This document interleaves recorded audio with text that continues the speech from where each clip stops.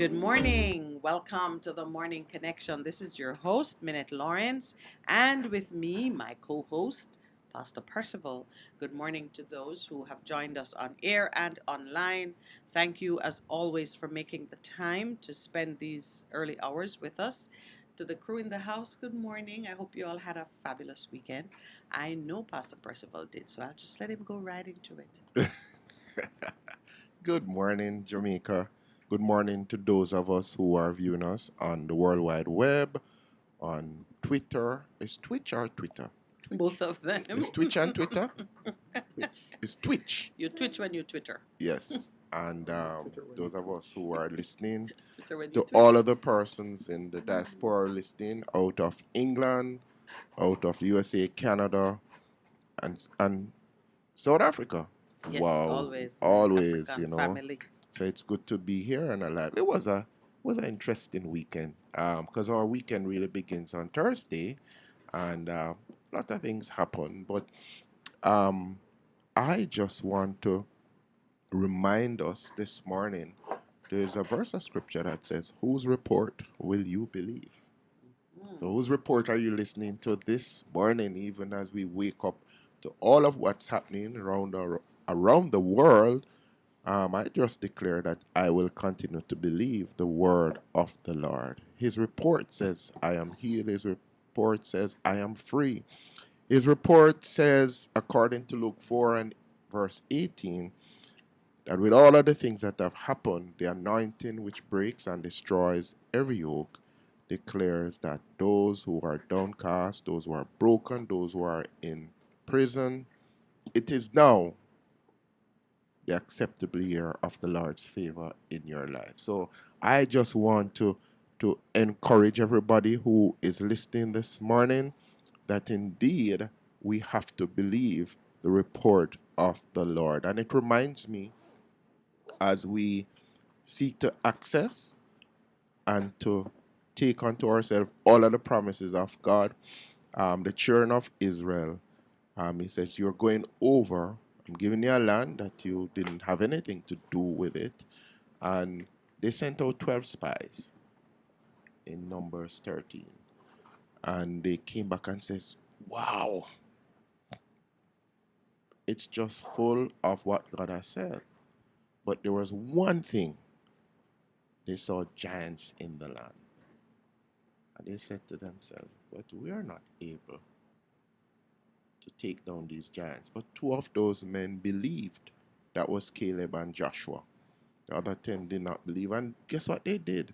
Those who did not believe began to, as the word of God says, spread an evil report. And it caused them not to possess what God had given to them and had promised them. And they wandered around for another 40 years. So the question this morning is, whose report will you believe? Will you believe the report of the Lord that declares over your life that you are victorious, that you're an overcomer, that He says He's with you even though you're going through? He promises that He's going to be with you today. Or you're going to look at the circumstances and allow for the circumstances to overcome you. I'm reminded of David when they went to war and everybody was running scared, as we would say. And David says, based on what has happened in the past, when I was alone by myself and I killed the bear and I killed the lion that came against me, but who is this Philistine who comes against the armies of God? And we always say jokingly, some people are saying the giant is too big, but David kind of said in his heart, he's too big that I can't miss him. So today we declare that you are an overcomer and you must continue to believe what God has indeed said over your life in terms of your circumstances and your situation. Move into your promised land. And the promised land is simply the promises of God to you in your circumstance and your situation. So it was a good weekend. It was a good reminder to me of a lot of things. On the weekend, I performed the wedding um, for the couple who lost their son tragically early in the week. It was a time of celebration of love. But one of the things that struck me as I was there, the gentleman, a big shout out to Mr. Jackson, who was driving on Ligani Avenue, and he recounted to me what happened. He was driving, and the passenger says, I wonder what is happening to that young man that is just lying on the ground.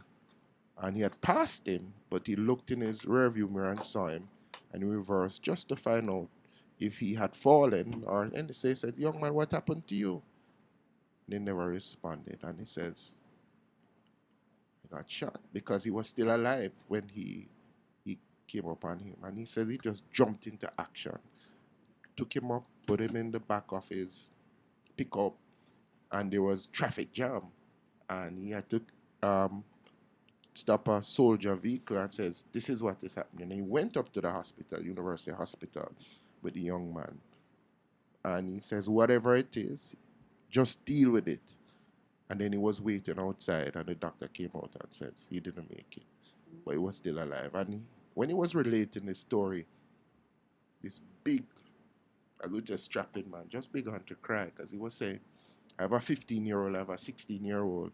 And he says, the young man lost his life for $1,000 and a phone. And he was just saying, oh, wow.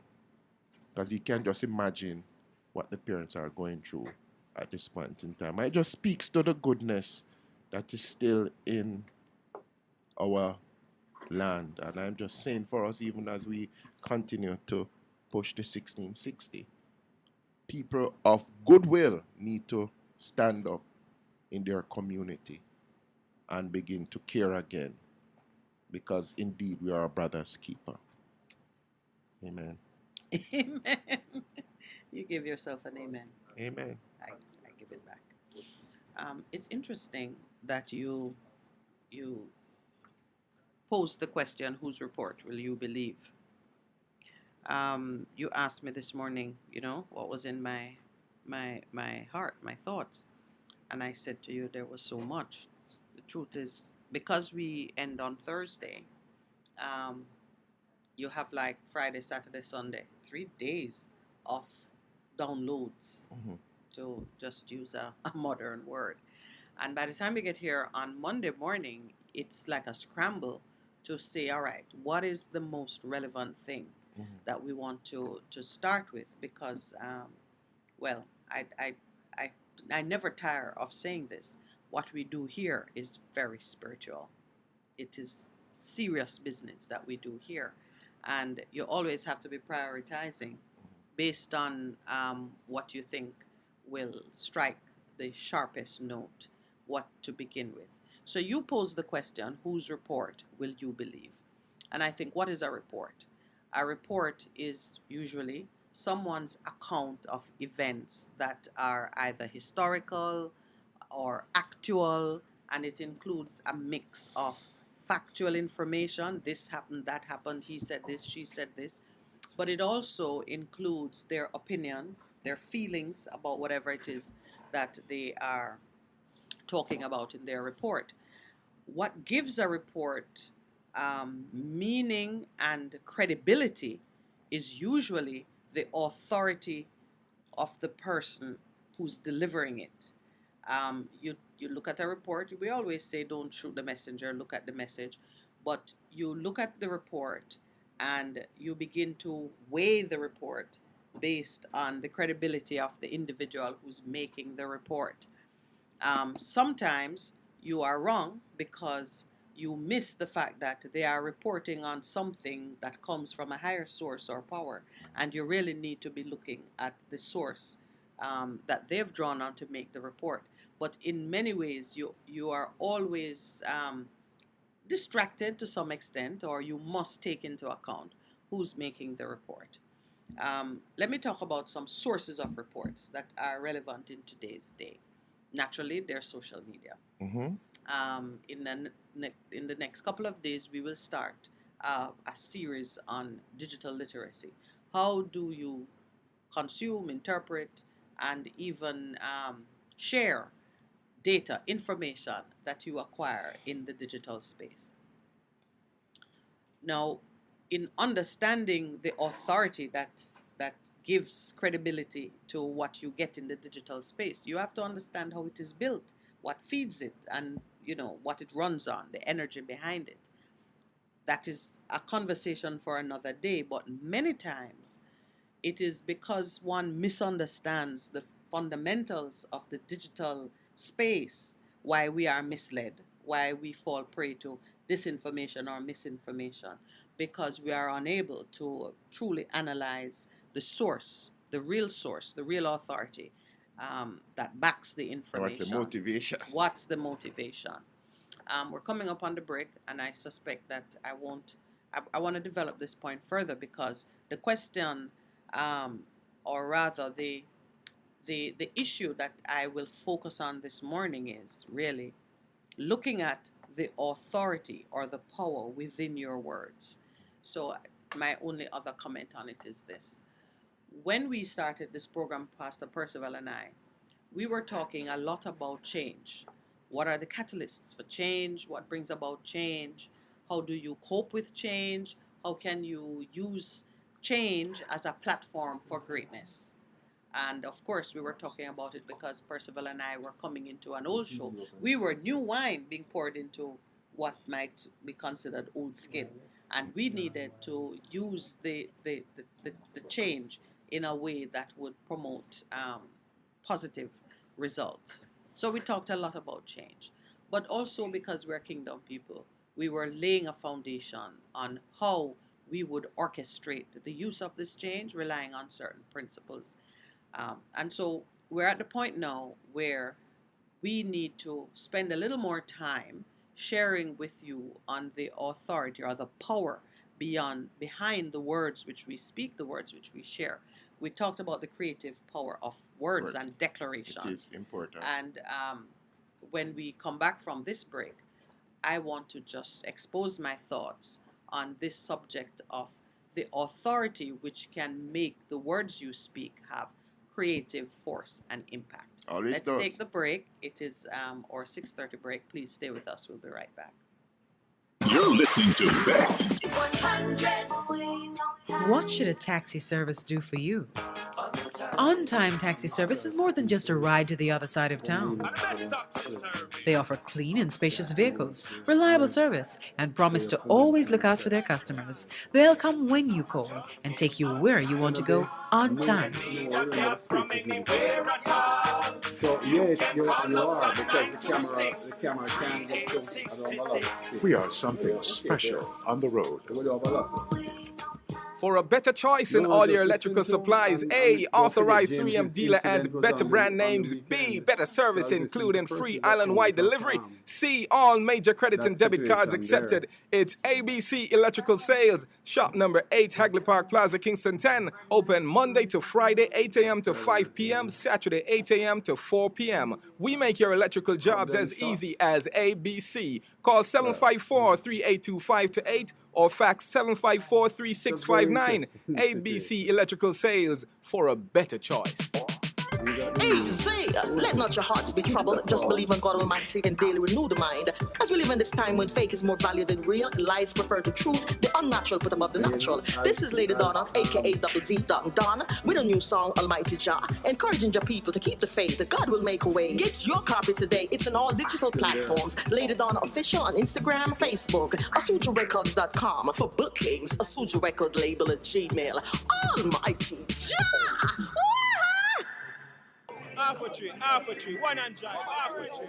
Bossy, how you do I take taxi star? Jano, I want to tell you, say, a 2 months now, my transmission mash up, and I check everybody and can't hear nothing positive. You hear me? You waste all that time I shop around and never call the experts. Winters Auto have them.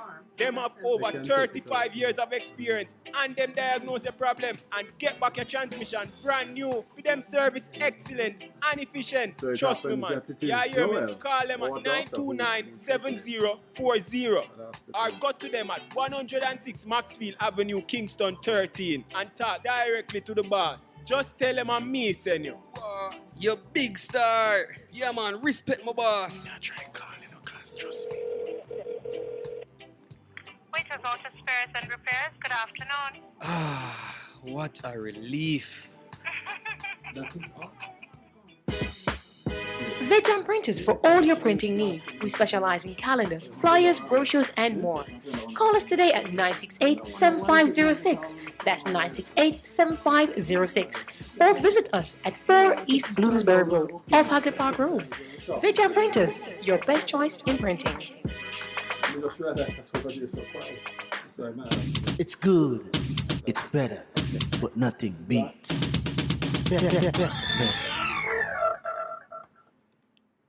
Welcome back, and may I just say good morning to Mr. Basco in Brixton Square, London.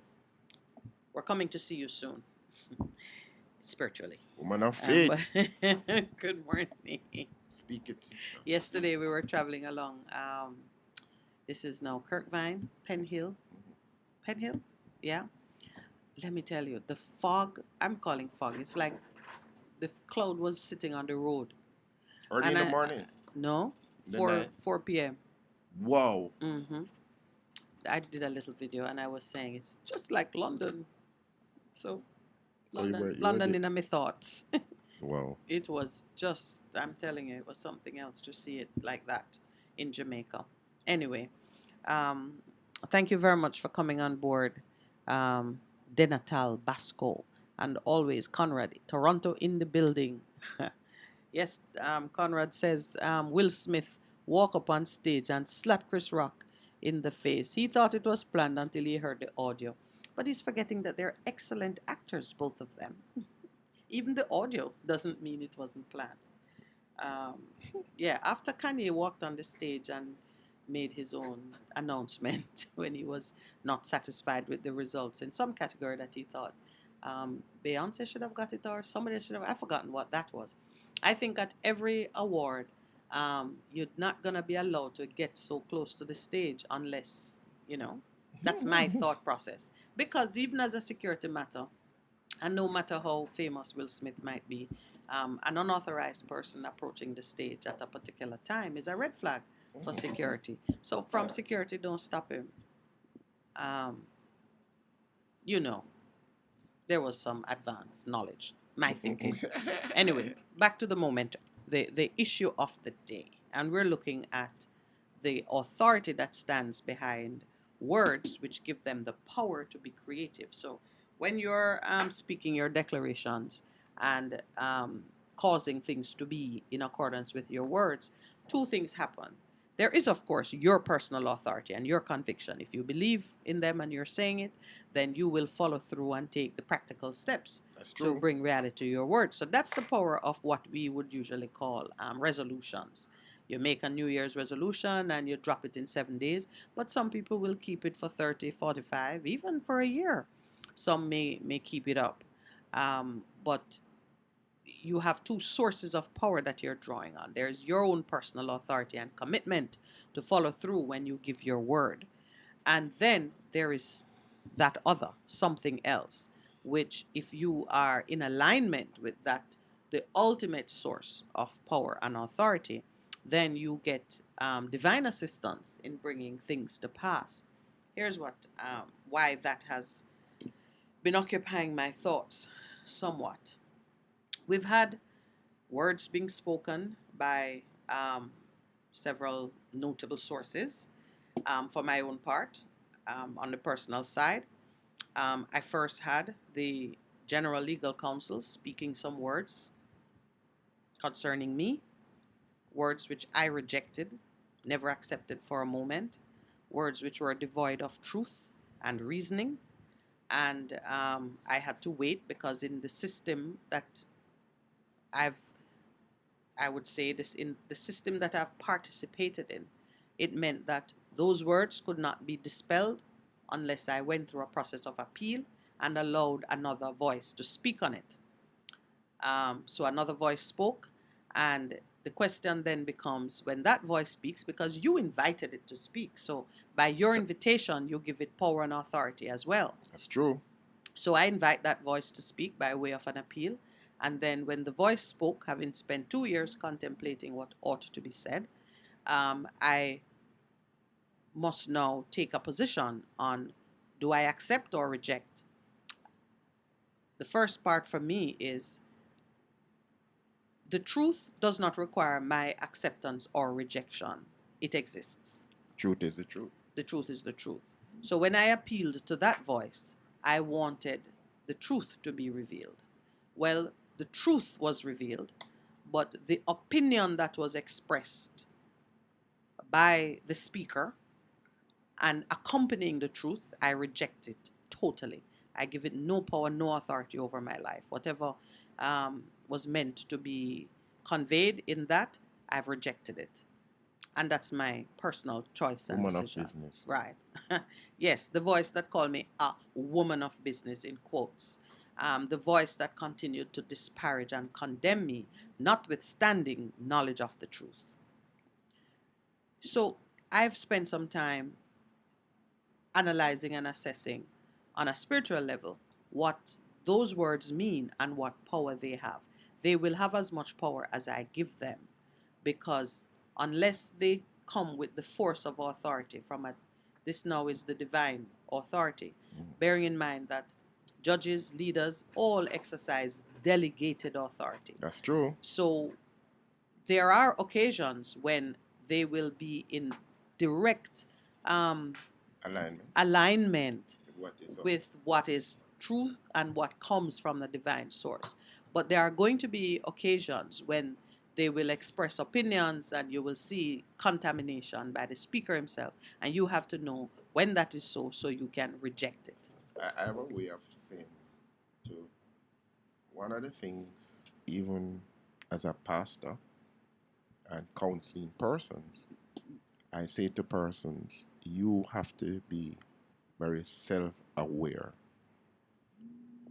You have to know who you are, what are the values that drive you, what is important to you. I say it to my children also a lot of the times. You have to be comfortable in your own skin. And that comfort in your own skin is based on being self-aware and knowing what it is, importantly, what God has spoken over your life. True. I don't know if you understand what I'm saying. No, I do understand what you're because saying. A lot of people base their lives on what other people say. Right. Other people. Yeah.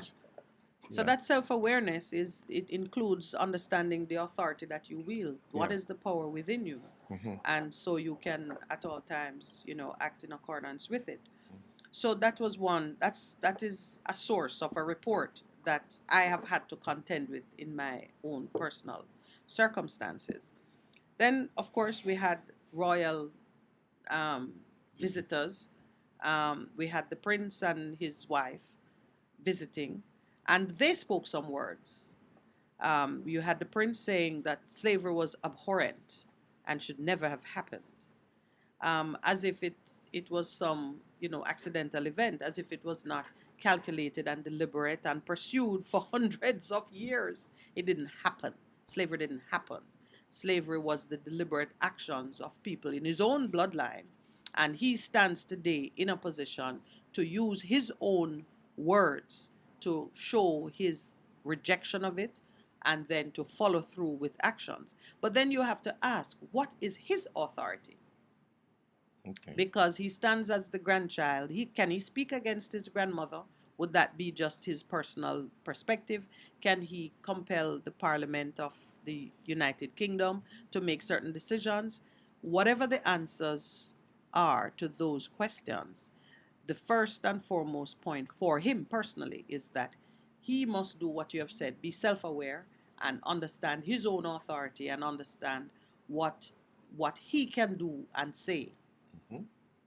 and behave accordingly. So I assume he said he was echoing the words of his father. Okay. Did you notice?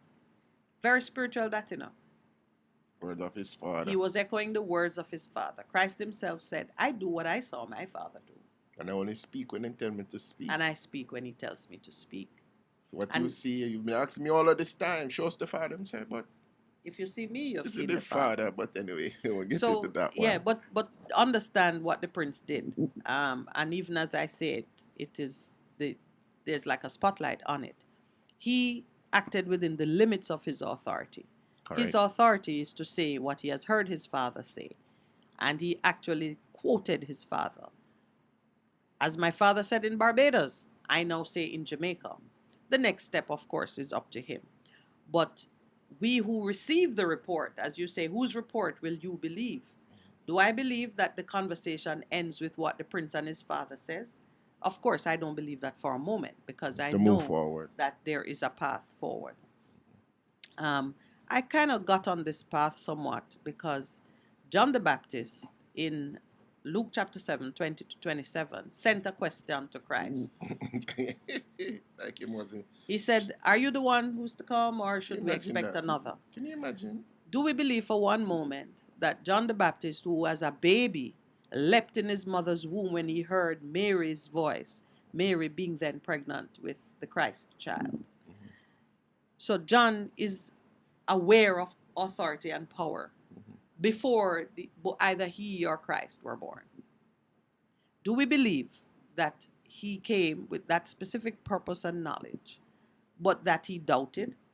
I think that's what happened, you know. In all fairness, it was reflecting on. Many theologians and Yeah. Bible scholars say that it was an expression of doubt. And some of the times in your own experience. All right, look. All right, let's just. But whether it was doubt or it was using an opportunity for Christ to declare, to authenticate who you and are. to absolutely, Because whichever said, it was, you see I what's don't happening, think it. I personally, I don't think it was doubt. I think it was a rhetorical question that was created to form a bridge between John the Baptist's role as messenger, and now that the subject of the message is here, the messenger and the messenger come into alignment. And it is done. John didn't ask it himself. He sent messengers. So the messengers who went with the question asked the question on behalf of a source that knew the truth of things. And the answer they got, let's look at the answer they got. The answer they got is interesting because Christ didn't say yea or nay. He asked, he listed some things that he had done. He said, go back and report to John what you have seen and heard. So it now requires the messengers to themselves analyze and step into the moment to rise to a place of faith. Absolutely. Absolutely. Go back and report to John what you have seen and heard. And then straight out of Isaiah, he begins to list, because the Messiah was to come and do certain things. And he begins, 61. Yes, and he begins to list the things. The blind receive sight, the lame walk, those who have leprosy are cleansed, the deaf hear, the dead are raised, and the good news is proclaimed to the poor. Blessed is anyone who does not stumble on account of me. I want to say something. A lot of times, especially with young people, they ask the questions. They're asking God real questions. And I say to them, you ask the question because the source of all power, not afraid of questions. Because it is in your asking question that you bring resolution to yourself internally. And God not afraid of questions. And it is in that process of seeking and asking that you confront that you yourself become aware and knowledgeable. And come to a place of. And isn't it always about that? Mm-hmm. Isn't it always about each individual's readiness to seek truth, to apply it to their lives, and to prosper from it? It's always about that. I can't do it for you. I know, in certain circles it's common to say, cleave to my faith.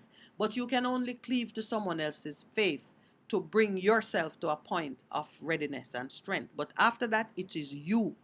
It is entirely up to you. If you believe a report, what you do with that report is how you will be blessed by it or not. Yeah, because I say to a lot of people, even in terms of teaching, we use an OIA method for doing Bible study, observe, interpret. But the most important thing that really brings a transformation is the application of the truth that you have gleaned. Because if you don't ask, if the questions are not asked, then there is no application of your faith. Because it is in asking the questions that you come and say, I accept it and I'm moving forward with what God has saying. Because God truly is always speaking to us. The question is, do we believe and accept what He's saying? So, And now just sort of back to the Prince, because Jamaica stands at a crossroads of a time. We and sometimes you feel like it's just mimicry for us. We reject the Queen as head of state because it just wrong that you claiming to be independent still have someone else occupying the prime position in the architecture of your government. Why isn't it your own of you? And for any other reason, why is it someone who once enslaved and oppressed you? I mean, that is just wrong. So instinctively we know it is wrong, and we want to move from that position. But rather than crafting and envisioning the replacement, we are looking at what other people did and saying, well, this one did that, and so we are looking around to find a fit, which to me is also wrong, because this island of vibrant, thinking, talented individuals, within us lies the capability to create our own vision. And if our leaders are worth their salt, they must be able to pull from us that vision and articulate something that makes sense. But that is work. And it seems that it is easier to just mimic what other persons do. Well, of course, everybody knows I am no mimic. So I'm preoccupied with the conversation and the thought process. How do we get to our own self-created identity? Or may I say then, God-ordained identity? How do we pull that out of the heart of the people? Do we allow someone to come and speak words over our nation, whether the words are sincere or not, but whose report do you believe about who you are? Are we the accidental not an accident. consequence of somebody else's bad decision? Or do we have our own space and place and identity which we need to claim? So I'm at the place where I reject anything that is not speaking with a truthful voice about either events that took place or events that are to come, and the place that we occupy on the world stage. On the weekend, my very good friend, his home was invaded by men who came to steal, kill, and destroy. Don't like friends of somebody that I know. Yes, his people, his acolytes came. My friend is in his 70s. His housekeeper is close in age to him as well. 2 senior citizens living, I mean, his home was broken into. It was reported on in the news, and it still puzzles me that one news media showed his gate. Many times you read about home invasions, and nobody really, kind of give away anything to identify the neighborhood or the place, but it got personal, and I feel like that went too far. He's felt it went too far as well.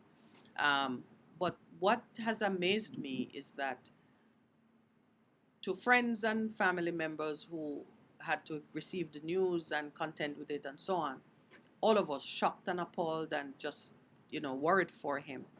He comes out of that experience like a resurrected giant. Stronger. When I spoke to him at length last evening, and he was saying to me, there has to be a reason why he survived with a gunshot wound that went somewhere near the base of his neck and it wasn't crippled or anything. Yeah, purpose, sister. Yeah, Purpose. He was on purpose. And then what just kind of almost made me cry is that towards the end of the conversation, he was, he started to talk about me. It's like he says, I had a very what was the word he used? It's not passionate, but it meant he had a moving, heartfelt conversation with someone that I knew, some mutual friend, And then I thought it was about himself. So I said, oh, wow. I meant to call her and just to see, and he says, it was about you. And I'm like, what? Here's my friend's point. And it really kind of pulled things into a circle for me, a tight circle. He said, what happened to you was unjust. And I was asking this person, I was saying to this person, how could the rest of the profession remain silent in the face of such injustice? And the conversation went on. But it made me think, who are we in this society? What do we do for each other? I know who I am. I know that if I see you hurt or suffering, or it doesn't even matter how far I can go, but I'm stepping up for you. That's who I am. And I said it here one time. I said, if I believe in something, when I believe in something, I'm prepared to die for it. And I want a leader who feels that way about his job for this country. He must be standing for us until the last moment. That is the integrity and the character of the persons that I accept as leaders. When something happens in your country or to your neighbor or your family member or a stranger, like that young boy who was lying unresponsive on the road, if we as Jamaicans don't have the heart and the guts and the courage to step out of our comfortable place and reach and help, we are destined to die like dogs. Mm-hmm. And quoting Claude McKay. I know that, yeah. If we must die like dogs on yonder, it did not be. But it is important that we now begin to draw the line in the sand. Because if you don't come to a place and say, no more, that will not allow it, and then having drawn the line, then we can move forward together in terms of the things that we want to achieve, the things we want to do. But it's like what has happened in the pandemic. They have taken away freedoms from us, and we say, oh, we give it up to you because we believe you're doing the right thing, and only to find out a lot of people are fed up. Somebody said we were scammed. We were scammed. Yeah, because if you give people that, then we say it, you give somebody an inch, they take a mile, and they keep taking a mile, and before you know it, you don't have anything at all. So I like what you're saying in terms of the fact that we've got to begin to stand. We've got to begin to draw the line in the sand and say, no more, come on. That is what has happened with crime and violence in our country. Because when we figured it was a downtown problem, we gave them an inch, and they took a mile and then some. Yeah, and then it's at everybody's door, and who cannot afford to stand, we're gonna have to run. Yeah. So why have I gone into this discussion? It's not really because I meant to announce, my personal position on anything. It's really because I'm calling out persons today to think soberly and deeply about what you hear, what you believe, and what you do concerning these things. And I am associating myself with the question that Jesus asked after he dealt with the query from John, and he sent the messengers off. He's begun to talk about John and who John was. He said, what did you go into the wilderness to see? And it's an interesting question because it is asking you to think about why you moved, as in why did you take the decision to go, and who it is that you went to see. What did you think about the person you were going to see? Like when you tune in to listen to the Morning Connection, two things are happening. One is you are choosing to spend your time listening to a program of this nature. And the second is you must be analyzing what you're hearing. You must be saying, what are those people saying really? Does it affect me? Does it affect me? Are they speaking truth? What is the source of these opinions that they express so comfortably or boldly or whatever word you might use for it? So two things are happening there. You are examining yourself and you're examining us. So Jesus asked the question, what did you go out into the wilderness to see? And then he made it personal. A reed swayed by the wind. In other words, was John some unsubstantial, inconsequential person? Yeah, was he just a curiosity going on out there in the wilderness that you go to look? He said, if not, what did you go out to see? A man dressed in fine clothes? Was he the prince who had arrived? Some people say, I just want to see royalty. Hey. They don't have no concept of what is involved, but they hear that royalty is something special, so they just want to see it. He says, no, those who wear expensive clothes and indulge in luxury are in palaces. But what did you go out to see? A prophet? Yes, I tell you, and more than a prophet. This is the one about whom it is written. And he goes on to identify John as the forerunner to Christ. Messenger before. The messenger. He actually identifies John as the bridge between him, the Christ, and the prophet who spoke of John's coming. So, whenever you are taking in a report of something, or you're listening to words that are meant to have impact, the speaker intends them to have impact. What impact it has depends on you. How you receive it, what authority stands behind it, and then, as Pastor says, the OIA, observe, interpret, and apply how you apply it. Situation. When we come back, I'm gonna do my last reference to power and authority in spoken words, and then we'll look at some current events, just a few more current events. This is our 7 a.m. break now that we're embarking on. Please stay with us. We'll be right back. You're listening to Best 100.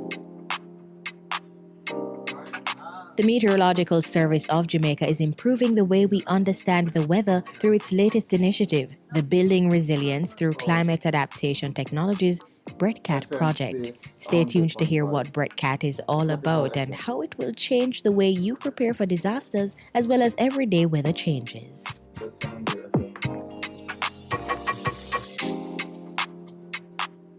We always put out our forecasts that indicate what the weather is going to be. But our intention, as we look at the action that needs to be taken by our publics, is to think about what the weather will actually do. How will it impact us on the ground? How will it touch the lives of our people? What should we really expect? Director of the Met Service, Evan Thompson.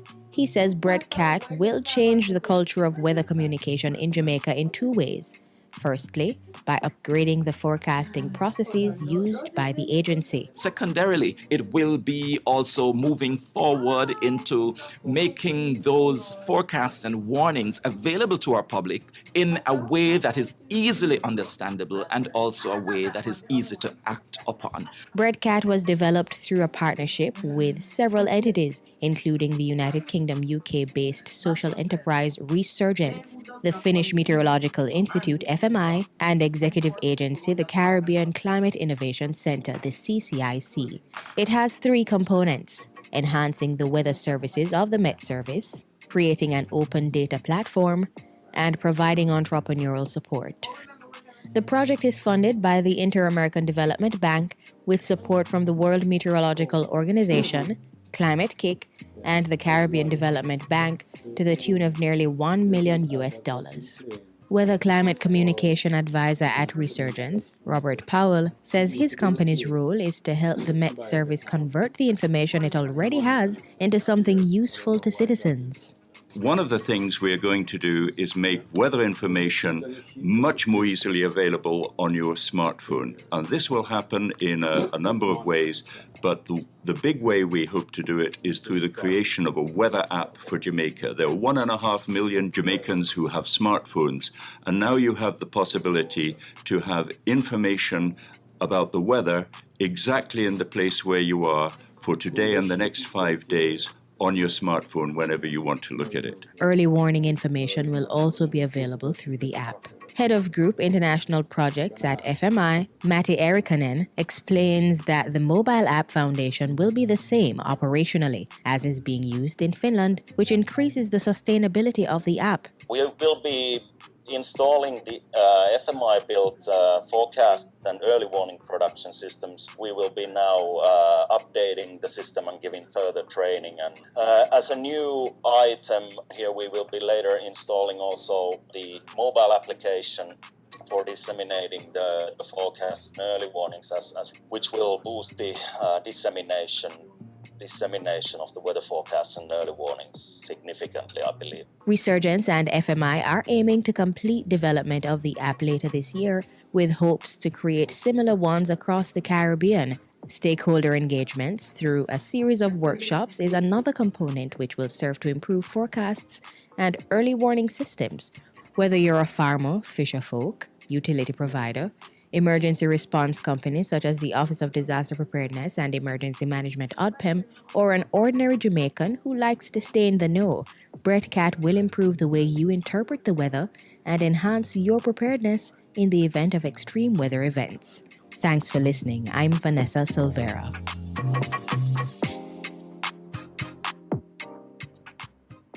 Rio Grande to the South Coast. Hotel workers and man we're off boat. This a for the craft vendors, red cap porters and transportation at airport. Jamaica tourism pension plan, building towards the future. For tourism workers across the island, retirement benefits to contributions. Every worker in the industry, permanent self-employed contract. For your service you deserve security. Yes, you do. Tourism workers pension plan, build a bright future. Yes, you can. Tourism workers pension plan, workers invest through contribution. All tourism workers, age 80 to 59. Tourism workers pension plan. Start making your contributions for a brighter future. For further information, visit mot.gov.jm or call 876-920-4926-30.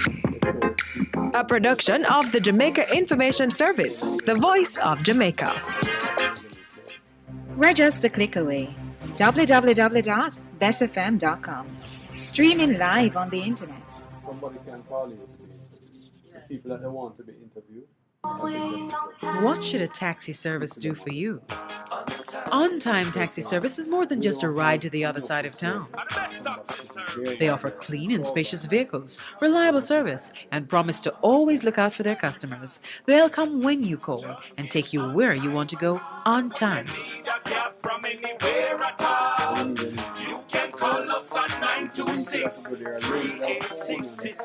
We are something special on the road. Hello? Nadine? Yeah? Me just pick up one Maxfield Easterbourne up by supermarket phone. One Maxfield, but nah, go do. Nadine, that is all I could afford. Uncle Pat, Daddy, and Jeffrey only eat bun back. And bun only come with front back and back. So where next back I go come from? If you want more Maxfield Easterbourne, go up at the supermarket or check maxfieldbakery.com. Yeah, I forgot send credit for put on service then. Come on from my phone.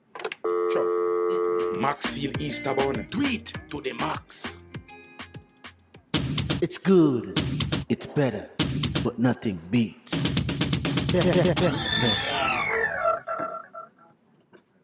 Welcome back and thank you for staying with us. This is the Morning Connection, Minette and Percival on Best 100 FM.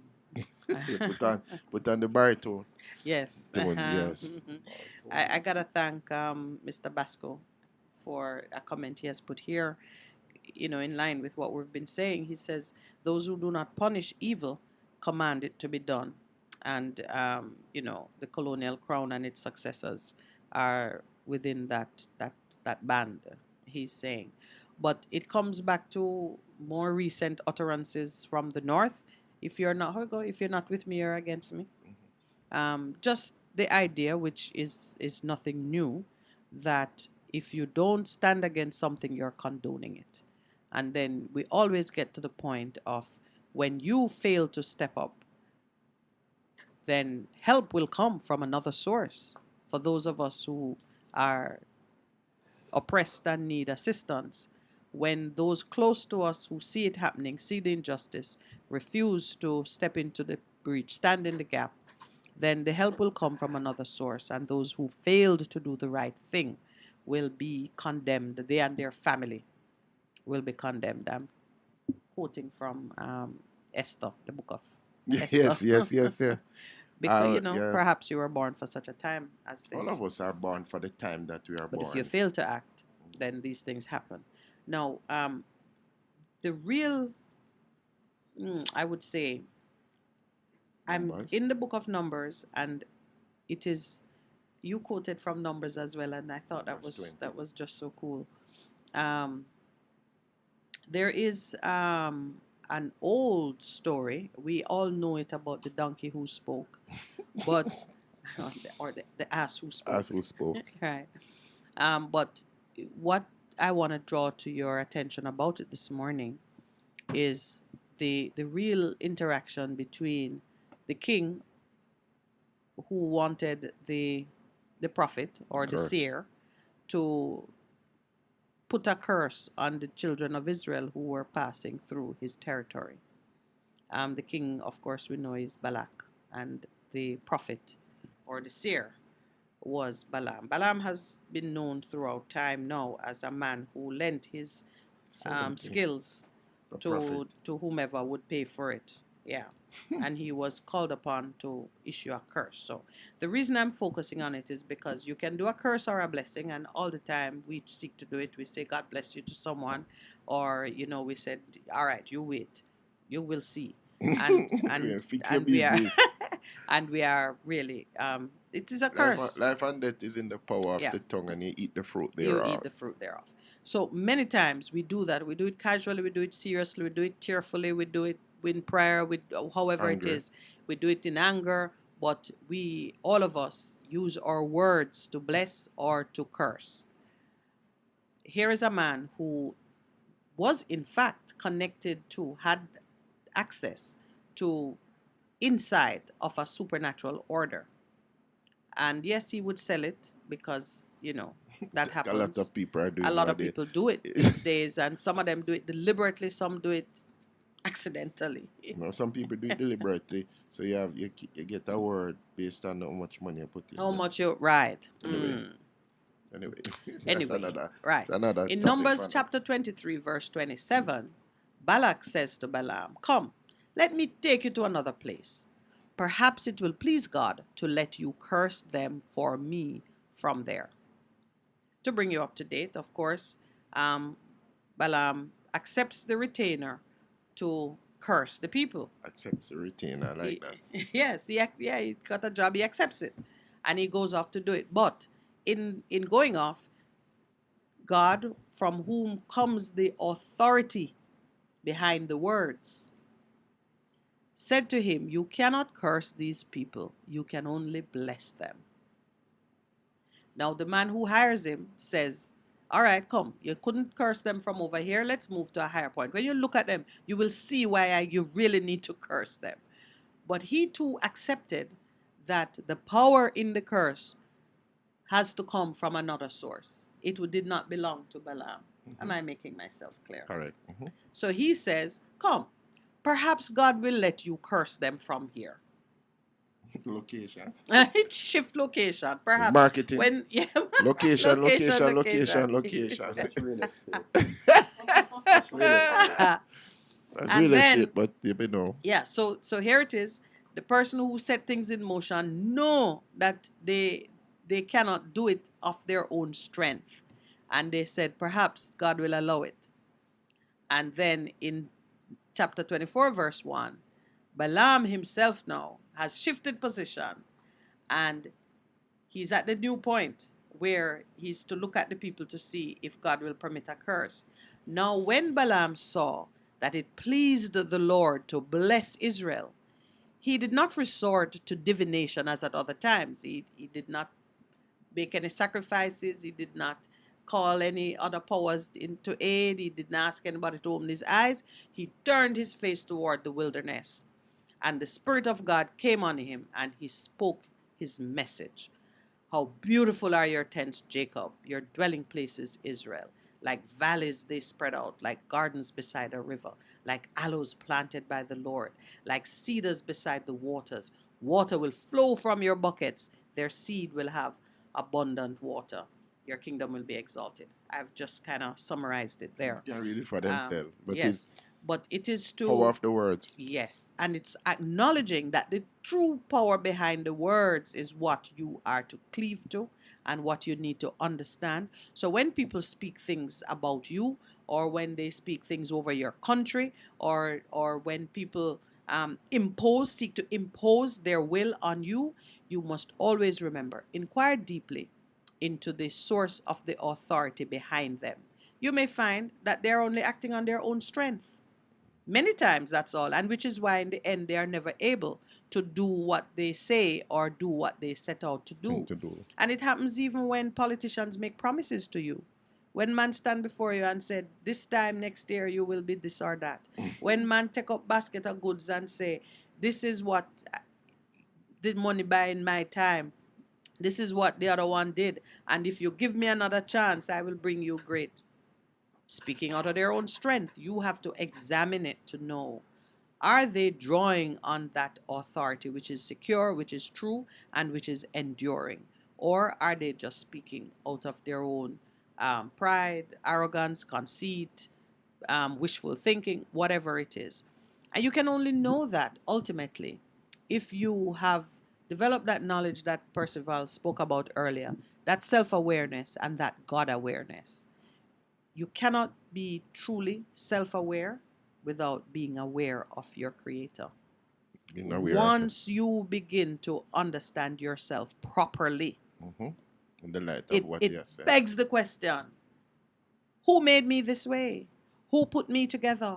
What has he placed within me to enable me to overcome this or that? You cannot get to self without traversing God. Source. Going to source. And as I say to a lot of people, and I speak to a lot of young people, I will make you. In the sense that, why are you here talking about purpose? Why are you the way that you are? Some of the things that we do ultimate goes back to the purpose that God has set you in. So it gives you talents. So plug into source and you walk out in purpose and fulfill destiny. So important. And I really thank you for sharing that. Whose report will you believe? You have to believe the report of the Lord. His report says this, his report says that.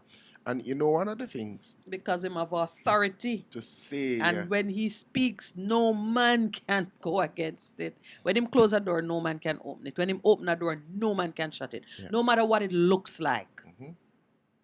And that's the report, I believe. And what has happened, you see, ultimately, who holds the key? It is in God Almighty, God the Creator. He has created it. And then he has said some things about you when you walk in alignment, you walk in purpose, you walk in righteousness. You do that, and God says, because you do that, I will do the things, even though it looked like it done, it door shut. Like when Lazarus was dead, dead 3 days and stinketh, and his sister was saying, but Master, if you did come early, and him says, all right, it is for God's glory. God ultimately will not share his glory with anybody. So when you line up with God, then it works out for you. Even when you're going through the stuff, know that God's hand is with you, and him saying, now I left you, he's not going to forsake you, because he ultimately sees the end from the beginning, and he invites us to walk and to trust in him. I just want to highlight, even as we go into it, a very powerful seminars we talk about change. It's a seminar that's put on by some people who I know. It's called Operation Save Jamaica. And it's with the New Testament Church of God and so on. And they are doing their first session with somebody who has come on our program. Remember, we had Courtney Campbell. And they are doing these webinar training series. And it speaks about art of leading change. He kicks it off. And as he pointed out to us, VMBS, why they came about was the church. Remember the church man name? Based on what was happening in England, says, but we can't do this in Jamaica. And that's why Victoria Mutual was conceived, created, and continue to exist today. And they were looking at how could they empower economically marginalized Jamaicans then to acquire. So doing leading change, shaping the future of our communities. And session 1 is the art of leading change. And then What time is that? It's at 7 o'clock tonight. Oh, 7 p.m. 7 p.m. Mm-hmm. Central. 7 p.m. Central Standard Time because it's a webinar, and then 8 p.m. Eastern Standard. So wherever you are, people who are overseas listening, it's called Leading the Change. And you see, you can register. This first time seeing this bit. This is how we register now? It's free. Yeah. You're asking me. Yeah, the church leading the change in our communities, connecting and engaging with our community. Is there a passcode? Is there a website, or how persons who are hearing? I think if they go to Operation Save Jamaica website, they will. Okay, there's a website. There's a website or thing, but it says bit.ly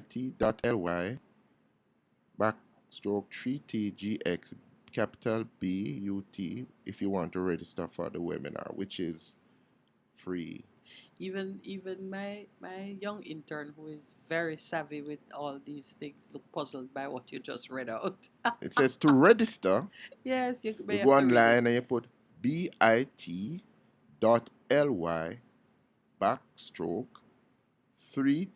/3TGX capital BUT. That makes sense? No. That's what is on the flyer. Yeah. All right. I suggest if you're listening and you're interested, go to Operation Save Jamaica website. Just type it in and take your cue. So Courtney Campbell is presenting. He's the first presenter tonight. It's called Leading Change, Shaping the Future of Our Communities. It's very consistent with the work we are promoting and getting into at the community level. You know, we really need to identify our 1660 update time slot, and we just do it every day at the same time, even as the project is developing some steam. For my listener in Yuatan, by the end of today, I will have some update on the T-shirt business. We actually designed the T-shirt, and I'll have a quotation. I don't have a sponsor yet, but maybe sponsor coming. The sponsor is coming. Yeah, we gotta have the plans ready before, because the sponsor won't want to wait for things to So just the art of leading change, the church leading change in our communities, connecting and engaging with our communities, reducing crime, improving peace, safety, and justice, educating youth, education, male development. Those are all our topics, you know. Creating community wealth, yes. You're gonna be participating. Not part. You're gonna join them. Building partnership for community development, deliberate discipleship. So that's what they're talking about. Wow. All right. So it's a wonderful series, and we invite those of us who are interested, go to Operation Save Jamaica website for further information. All right. I love that. It is really very pleasing to see so many persons speaking from the same game plan. Same hymn book. Yeah. It says same song sheet. Yeah, it is. It's time for it, because you'd like to talk about the tsunami.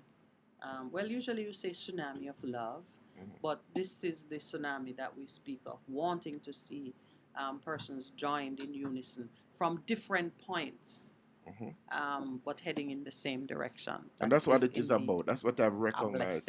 Different people have different parts of the puzzle, and it comes together to bring about a beautiful picture. Yeah. I want to, as you know, I looked at Courtney Campbell's face, and you mentioned VMBS and their ambitions to be a part of the system that provides accessible housing solutions. Now, here's an idea whose time has come, and it's languishing on the table for a while. And, you know, if things had gone otherwise, I know I'd be in that space already. Lowell and I, when we were at the Ligani Club, we were looking at this project for the Ligani Club, because the Ligani Club owns substantial acreage in New Kingston, and it's ideal for it. When my friend suffered the home invasion atrocity on the weekend, I was really mourning the fact that maybe six or so years ago, producer, 6 or so years ago, we began working on a project to create housing. It was a housing project on clublands that it's more than 6 years? Oh, wow. 10 years. Are you kidding me? You're not getting younger, my friend. Well, it might have been like 2014. 2012, 2013? 10 years. Okay, almost. So we were looking at creating housing on the clublands that would really, it would look like assisted housing. The club has a fairly large and aging community. And we were thinking that a time would come when persons would sell their house on the hill or wherever and move into an environment where you would live kind of like in a resort type community setting that had everything, healthcare, banking, housekeeping, food and beverage, everything close to hand as you got older and wanted to maintain your independence but have less responsibility for home ownership. And we had come up with a revenue model for it, how existing club members could step into it, and so on and so forth.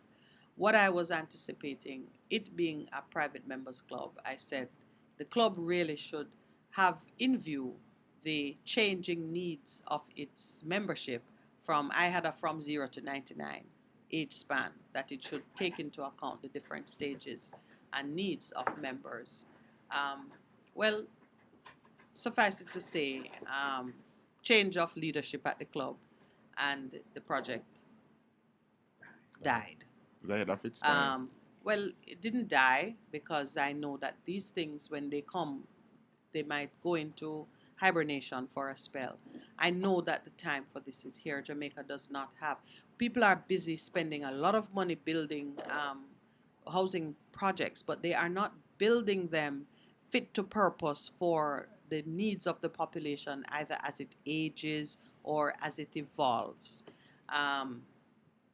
What we need are communities that are fit for occupation by persons of different age group, you need communities that persons who have various disabilities can live there comfortably and have certain amenities within easy reach. You need communities that people who are of a certain age can live there and have the requisite amenities close to hand. I'm saying this in the hope that there are one or two developers, and you know yourselves when you hear it. Stop just building for persons fresh out of college who are looking to start a family, or for persons who are hitting their stride in their career and are looking to be upwardly or socially mobile. Build based on the realities of your population. You have elderly people, you have disabled people. Can we just apply some conscious thinking to how we are building so that the communities that we create reflect who we are and the vision we have of ourselves both now and for the future? I know that when I have the opportunity to do a project, I'm going to do a project that will address the needs of a specific community. I know that. I could not do otherwise. I couldn't look around and see that everybody is building for yuppies. You remember the word yuppie? Your upcoming Yes. professional. Everybody seems to be building for that group of persons. And then when the yuppie becomes a 70-year-old, they can only live downstairs. And the fantastic, bedroom suite that they have upstairs, they can no longer get to it. You know how many people put a little trundle bed in their study downstairs because when they can't navigate the stairs, and the rest of the real estate is of no value to them. We need to think about the needs of our people in a very humanitarian way and invest our money to bring better quality life for them. We have a number of senior citizens who are living in real estate that is no longer appropriate for them. They can't secure it. They can't maintain it. Their pension don't even come anywhere near having the strength to cover their basic needs. That's just something that I feel we need to address. Food for thought.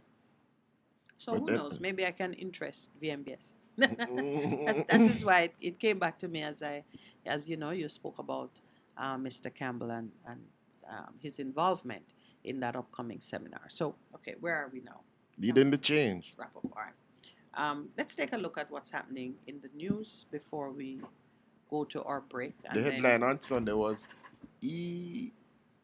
The electoral office selling data. Let me tell you, I despair of my country sometimes. I really do. I really do. That was not even worthy of somebody thinks that they're onto something. The things that we need to be onto, not in that direction. Well, today's paper says ECJ denies selling voter data access. Now, you would think that there would be a lot of outcry. I've said it here before, and I think you've had the experience. Do you know how many Heineken and Red Stripe and party texts come to my phone? I see that, yeah. Because my phone carrier is selling my information to people, making money off my information. I wonder how they get it, you know. So persons can send me products and advertisements for things that I am not even remotely interested in. Wow. That is what we should object to. The question, yeah, I can understand. The only thing that ECJ can do with the information they have for us is verify the authenticity of an ID. Okay. That's the only thing that they can do with it. Mm-hmm.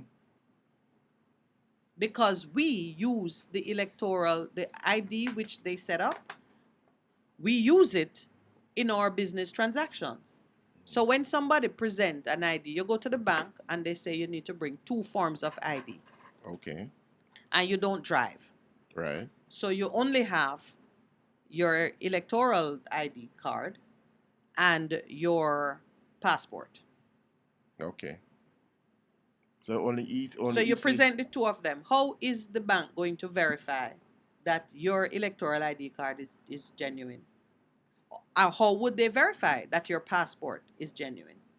These are 2 state-given documents. They must have some access to that, right? Yeah. Okay. So how does it selling come into it? Because and I'm speaking based on my behind-the-scenes knowledge of how these things work.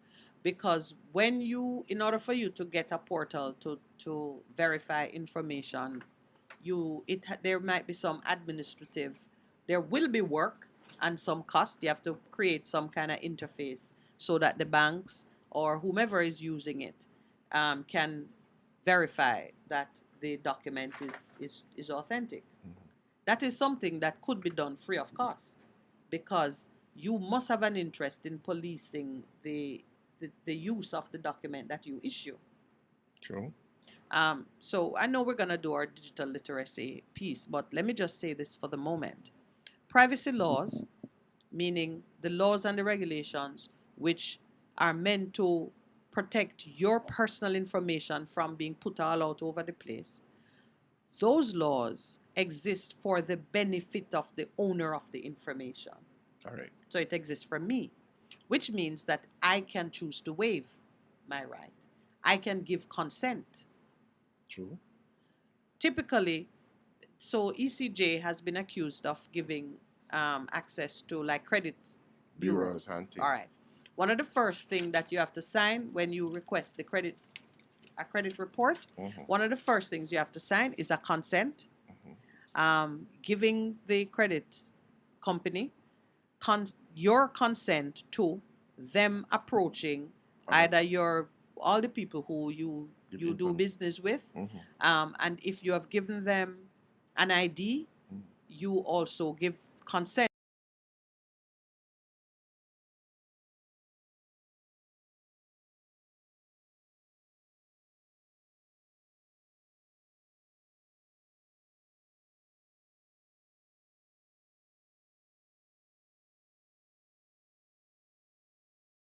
to them being able to verify the information you have given. Basically, that's what it is. So when you come to credit bureaus and banks or any place to whom you have offered that information, mm-hmm. typically you, the customer, you are required to consent to your information being verified. And that is how all of those privacy regulations and so on are waived.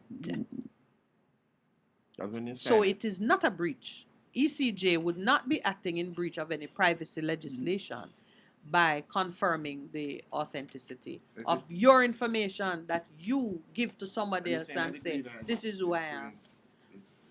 Um, Let me tell you, there are stories and there are stories. I think sometimes, and you may be onto something, but we come back now to whose report do you believe? And it's an interesting question that is at the root of many things. If you get some inkling that a government agency is collecting money from different sources in order to verify or whatever, that is something that you need to investigate. But you yourself need to develop some understanding of what it is. So don't just write for So you writing's don't sake. write. Yeah, So today the ECJ denies selling voter data access. They said the claims are false. Um, but the authority did not say it had not collected money from credit bureaus and financial institutions for services rendered. ECJ said it was dismayed by the article. So it seems like the Gleaner itself is not reflecting a proper understanding of these things. The ECJ owns a system when it comes to information, especially electronic information. Did I just blow past the break? Oh, well. I pulled that back. It's time for a break.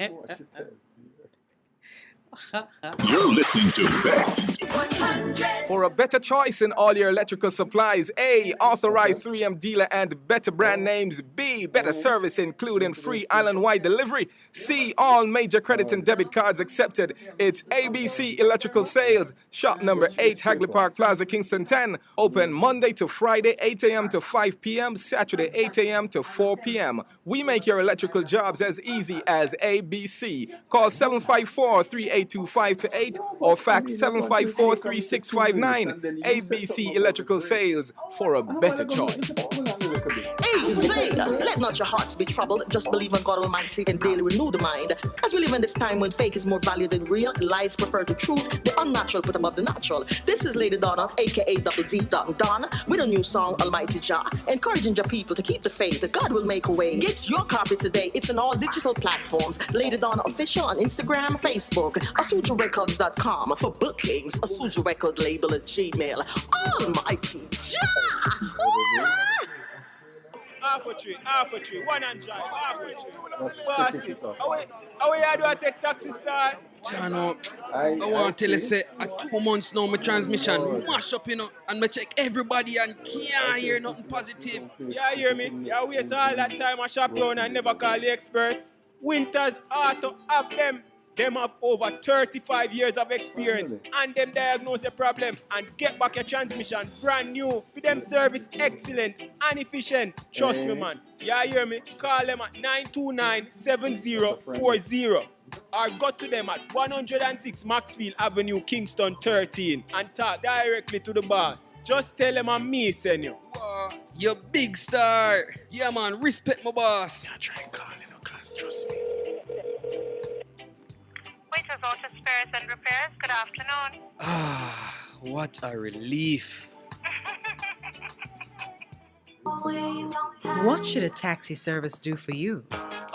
On-Time Taxi Service is more than just a ride to the other side of town. They offer clean and spacious vehicles, reliable service, and promise to always look out for their customers. They'll come when you call and take you where you want to go on time. You can call us at 926-3866. We are something special on the road. Veg Printers for all your printing needs. We specialize in calendars, flyers, brochures, and more. Call us today at 968-7506. That's 968-7506. Or visit us at 4 East Bloomsbury Road, off Hagley Park Road. Veg Printers, your best choice in printing. It's good, it's better, but nothing beats. Welcome back. We apologize. We were so much in the paper that we missed our 7:30 break, and people were jumping up and going hey, in the studio. But anyway, as we highlight the newspaper, just some good news. The West Indies women are in the World Cup semi-finals where they'll be playing Australia. That's interesting.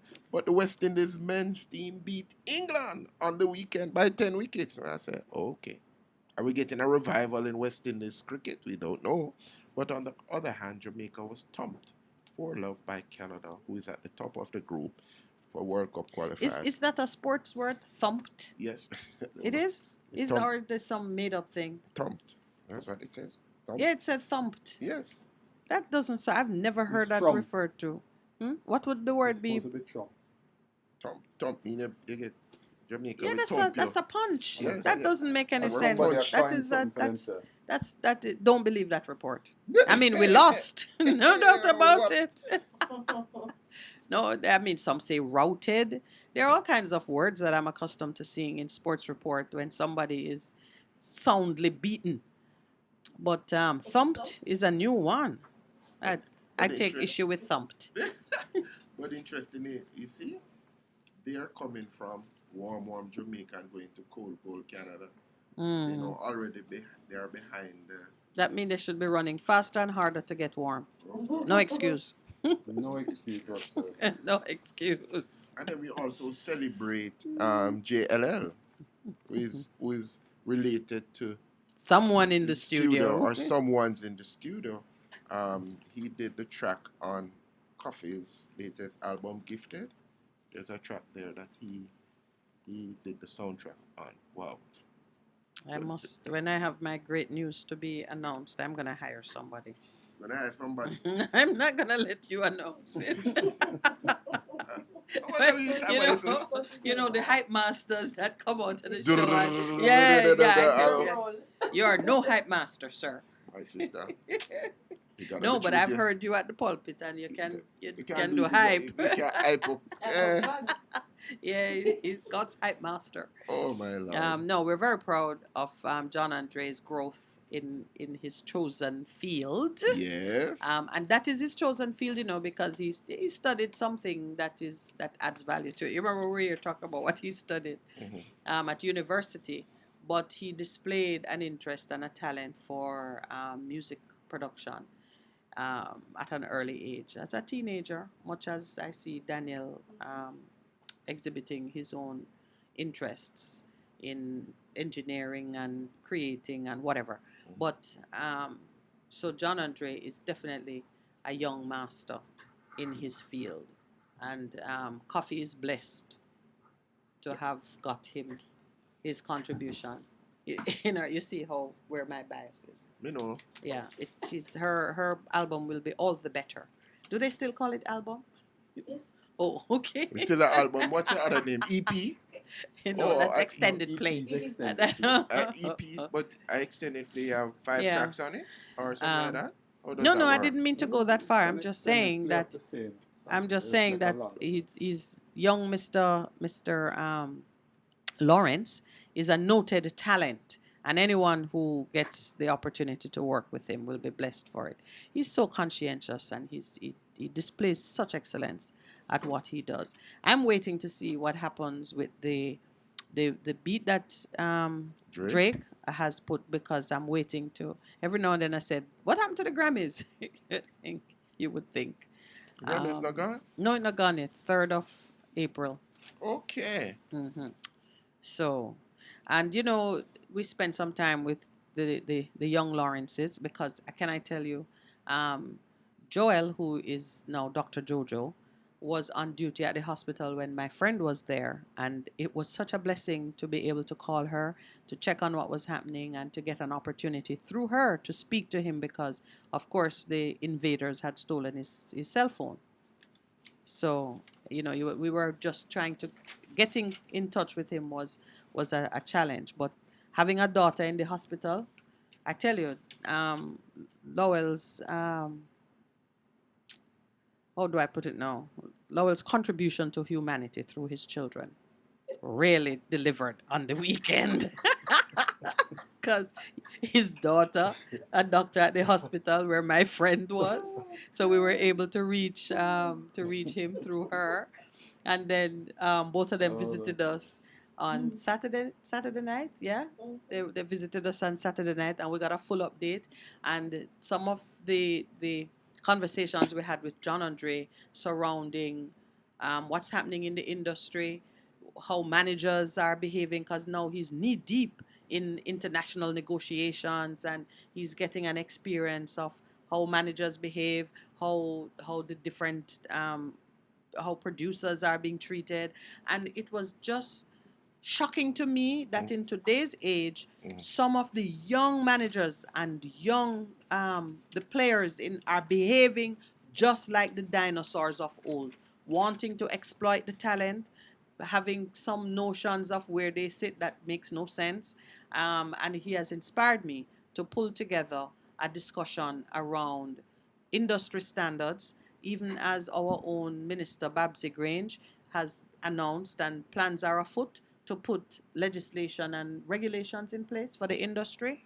Um, our son has given me some ideas on the role that we can play as a media house in bringing clarity and pulling the voices together to at least advocate for what kind of framework, what kind of I think that the regulations discussion has are started when they had necessary. appeared.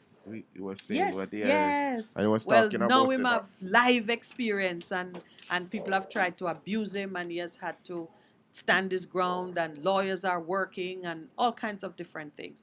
The same thing is happening. Local talent they're now being exploited by other local managers and producers. The same thing. The idea that you creating the value, that you don't have control over either what you get out of it or what the distribution chain looks like. Anyway, I'm not gonna give it away, but suffice it to say that between Lowell and myself, the producer has already begun to pull together some experts in the area so that we can do orbit in showcasing what is happening and getting those who are experienced, because of course it's just so wonderful to have met Miss Maxine Stowe and develop a relationship with her phenomenal expertise in the area of talent management and intellectual property rights, how to extract value from it, and the fight for inclusion, because the Rastafari or the Rastafarian community has the same challenge all the time, that their output ends up on the world stage with other people claiming the great benefits from it. So I tell you, it's just amazing how it is one conversation, the same conversation has so many strands to it that affects so many persons. Because even, as I said it, I just remember having a conversation with a friend of mine who is hands down a genius at financial planning and creating revenue models for different projects. And I remember a conversation with him concerning an idea he had, which he pitched to a financial institution, and they took it and ran with it and excluded him. So this business of taking people's creative output and extracting value from it and excluding them, it is as old as time. We never. Oh, I Because was about to say. slavery, I was about to say that is nothing slavery new under the is sun. You nothing just new. have the knowledge. And but hear what happened. You'd expect that person You have who have you come you up. have you have things in place to safeguard certain industries where it happens. Um, if I built a software and you stole it, or if I hire you to build a software and I didn't pay you to own it, I'm now thinking about the Audrey Marks case with her business. That was fully litigated. There are rules and procedures and all kinds of things that surround it. The same thing if I go to you with a business plan, and there's a framework within which those disputes can be dealt with. In the cultural space now, I create a dance move, and it goes all over the world. Viral. Yes. What's in it for me? It's the fact that you created it. Yeah, and sometimes maybe the people don't even call my name. Yeah. But so people are innovating and creating all the time in the cultural space, and we just regard it as entertainment. It's But it their is idea. their idea, and it is their intellectual value. And why should a dance move or be any different from the design of a building, or you know what I'm saying? Intellectual property. Yeah, it's just for us to And understand monetize it, value and to respect it and allow persons to claim or to be included in the economic benefits of it. Okay. The time has come. The time has come? Yeah, the time. Oh, Oh, you mean the just time as we gone? go- No, but what has happened is this thing keeps coming up. Lawsuits, rooms in new Jamaica JC College spot. is Why is it under that they're some- in the paper? And it's because the school is saying, and I'm just trying to understand this.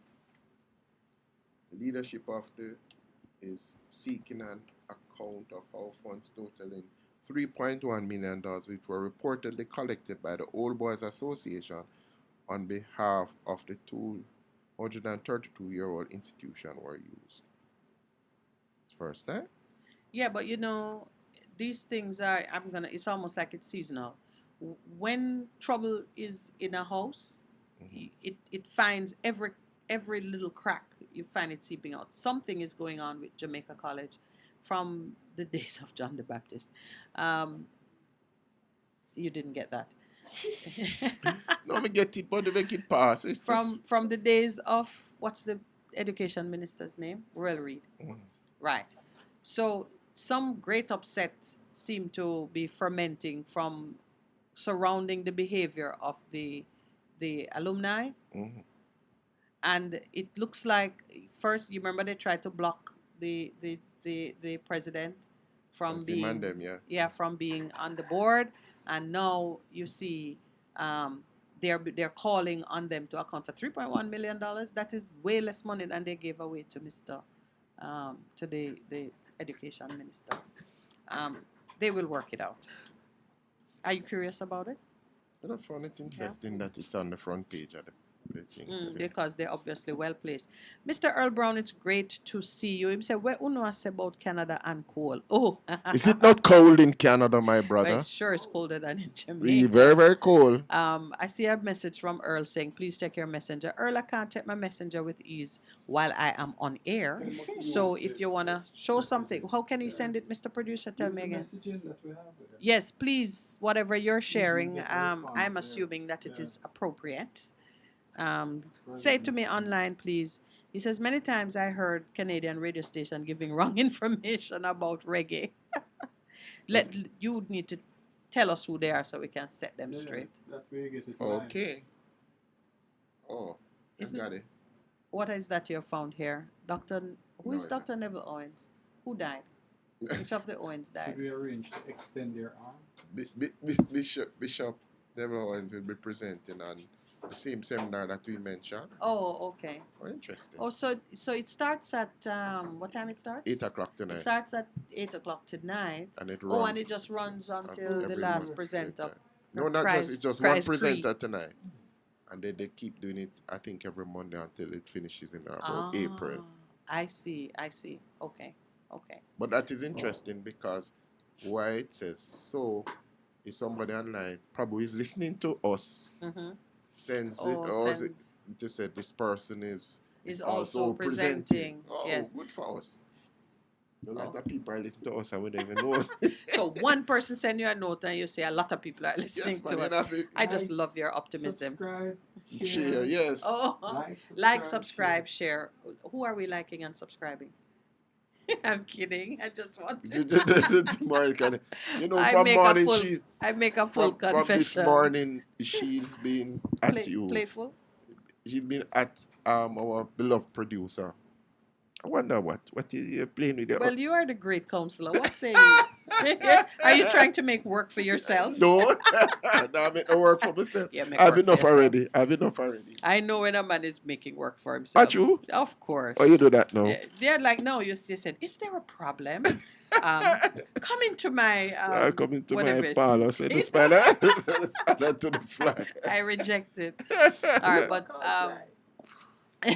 but yes, I do have to be trained in being social media savvy to remind those who are listening, please visit us online, subscribe to our channel or program, share it with a friend or two, if we are saying anything that is of use, and maybe even if what we're saying requires some contradiction, but you're not the one to do it, send it to someone. Send it to us, because a lot of the time that's how we get additional Yes. information. People hearing us like Toronto or Earl will say something contrary, or tacky, or somebody will say Tacky says something tacky. Yeah, but talk to us online as well. That I keep, if you were to see what's going on in studio, let me describe, because I am not social media savvy, but I just love having my devices all on demand. So I have 3 devices in front of me at all times, and I can research on any number of them, and I keep the live chat screen open so Pastor Percy and I can see what you're saying to us, and I just keep monitoring all 3 so I can check emails. But I don't go on Messenger because I don't like Messenger. Confession. And it's just like too much to do anything with Facebook while we are organizing our thoughts and speaking to you. But we have the newspaper up on screen. And I have 3 devices. Pastor Percival have 2. The producer have about 4. The intern have 1. And so we are definitely keeping all hands engaged in just keeping on top of what we're doing. Another attempt to clean Kingston Harbor. That's what Kingston Harbor looks like. That part of it where the garbage swims up. That is where it comes at the bottom of. It looks like when you go drive on Marcus Garvey Drive, and you close to Tinsipent, there's a community there that there's a major, when the water comes in the gully, it runs past there. It looks like that. That's a whole heap of thing going on. And I'm gonna take picture. What is this now? What is? Just do the things that we need to do. And Ocean Cleanup Project, a new initiative to rid the highly polluted Kingston Harbor of tons of waste. So we had Grace Kennedy Foundation. Ocean Cleanup is an NGO based in the Netherlands, and Clean Harbors, Jamaica. Ooh. Someone had said to us, some time ago, they said, like, we haven't seen one of these projects recently. And I think I even mentioned it on air that it used to be a thing where a lot of money is available for these environmental things. And from time to time, you see these projects come up whenever there's money. We're not constantly keeping. You see this kind of garbage that didn't accumulate in one season or one weekend. That is just a lot of neglect because we're not taking care of our environment. So an NGO, no doubt, it's based in the Netherlands. They have it's a small craft. I've seen it in operation in other countries where they have, it's like a net, as you would call it, and they captures it and they pull it away and then they sort it. So it stays where a lot of pollution happens, and it stays in the harbor and it collects it, it moves it out. And then you just pull it out. Like you're harvesting. Yes. Yes. And it's just constant work. Yeah. And then all of these things are so political. I get tired of seeing ministers of government in places where they shouldn't be making statements about things that they have no direct knowledge of it. Every time I see a minister, like I saw Matthew Samuda last night speaking about cleaning up the harbor. Really? What do you know about cleaning up the harbor? Why you don't let the technical people who should be doing it all the time? And you by policy put the money behind it. That's what you need to do. Everything becomes a political event with pictures being taken and statements being made, and I'm like, sick of it. This is the MP for Central Kingston, the one who was reprimanded by the minister. Oh, okay, for painting the sidewalk green. Yes. Yeah, they're all there, they're all there, standing in the garbage. They are standing in garbage.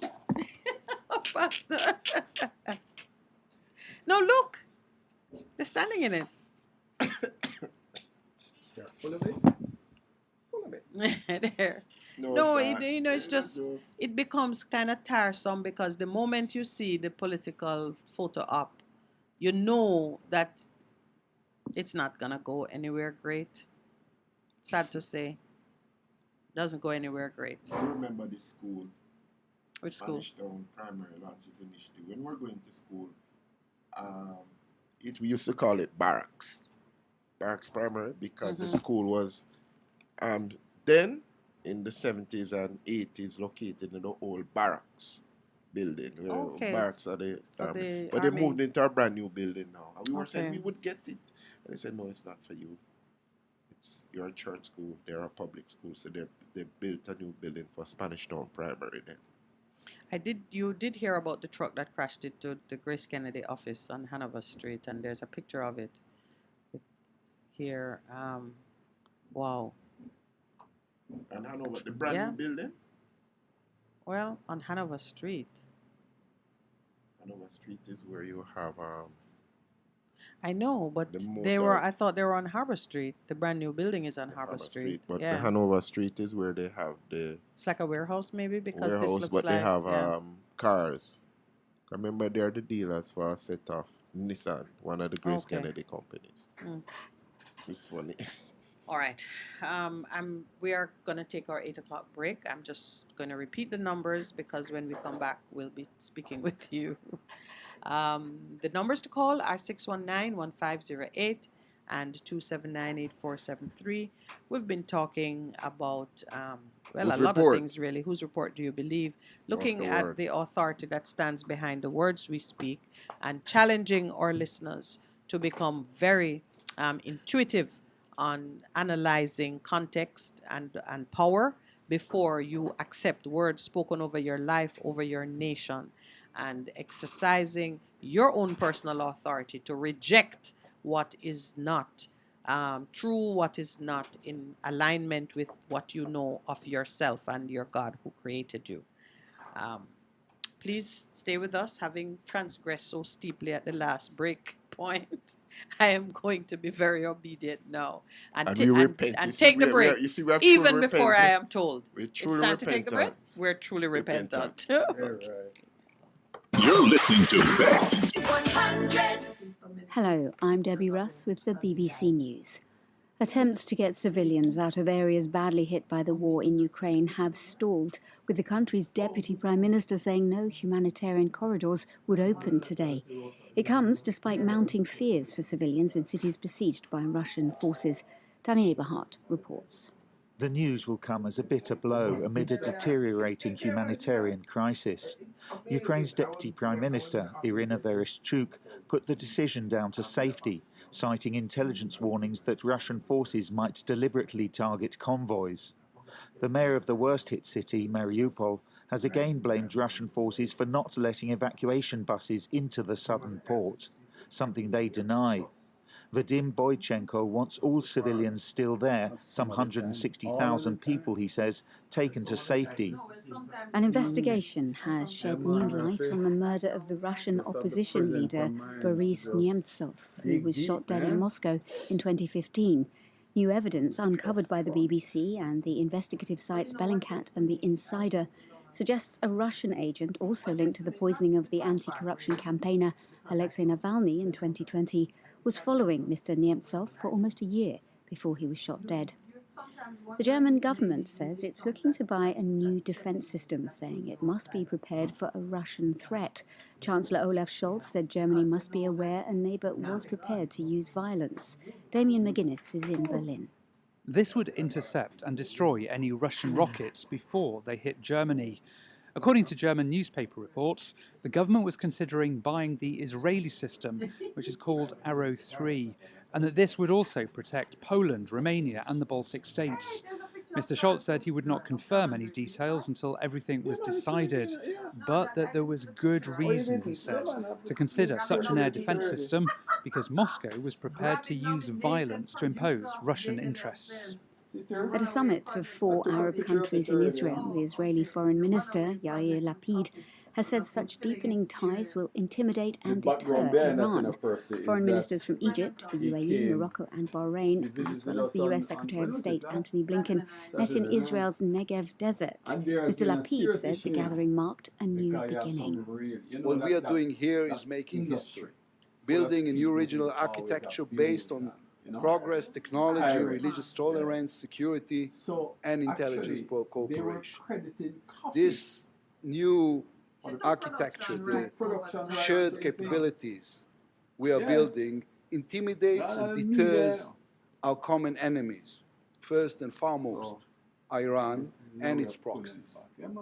Israeli Foreign Minister Yair Lapid. World News from the BBC.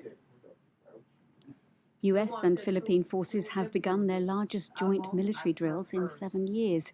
Almost 9,000 troops will take part in live fire exercises on the island of Luzon over the next week and a half. The Philippine President Rodrigo Duterte had scaled down the drills in previous years, hoping to improve ties with China. Sri Lanka has sought an additional $1 billion line of credit from India to import essential items such as food, medicine and fuel. Local media sources say the request was made during a meeting in Colombo between the Indian Foreign Minister and the Sri Lankan Finance Minister.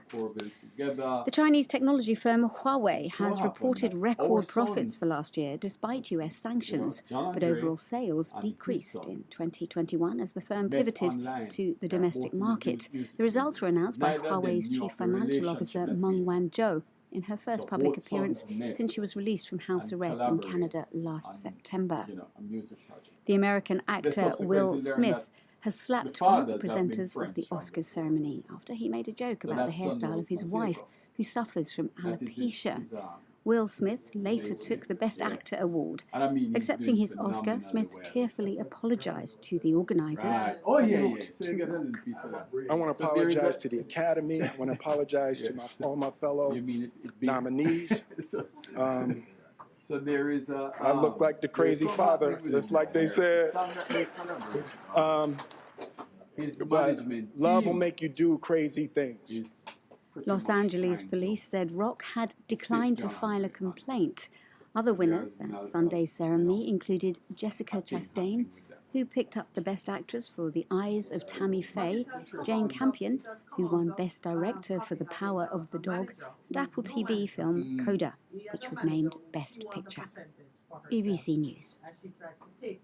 For a better choice in all your electrical supplies, A, authorized 3M dealer and better brand names. B, better service including free island-wide delivery. C, all major credit and debit cards accepted. It's ABC Electrical Sales. Shop number 8, Hagley Park Plaza, Kingston 10. Open Monday to Friday, 8 a.m. to 5 p.m., Saturday, 8 a.m. to 4 p.m. We make your electrical jobs as easy as ABC. Call 754-3825-8 or fax 754-3659. ABC Electrical Sales, for a better choice. Hello?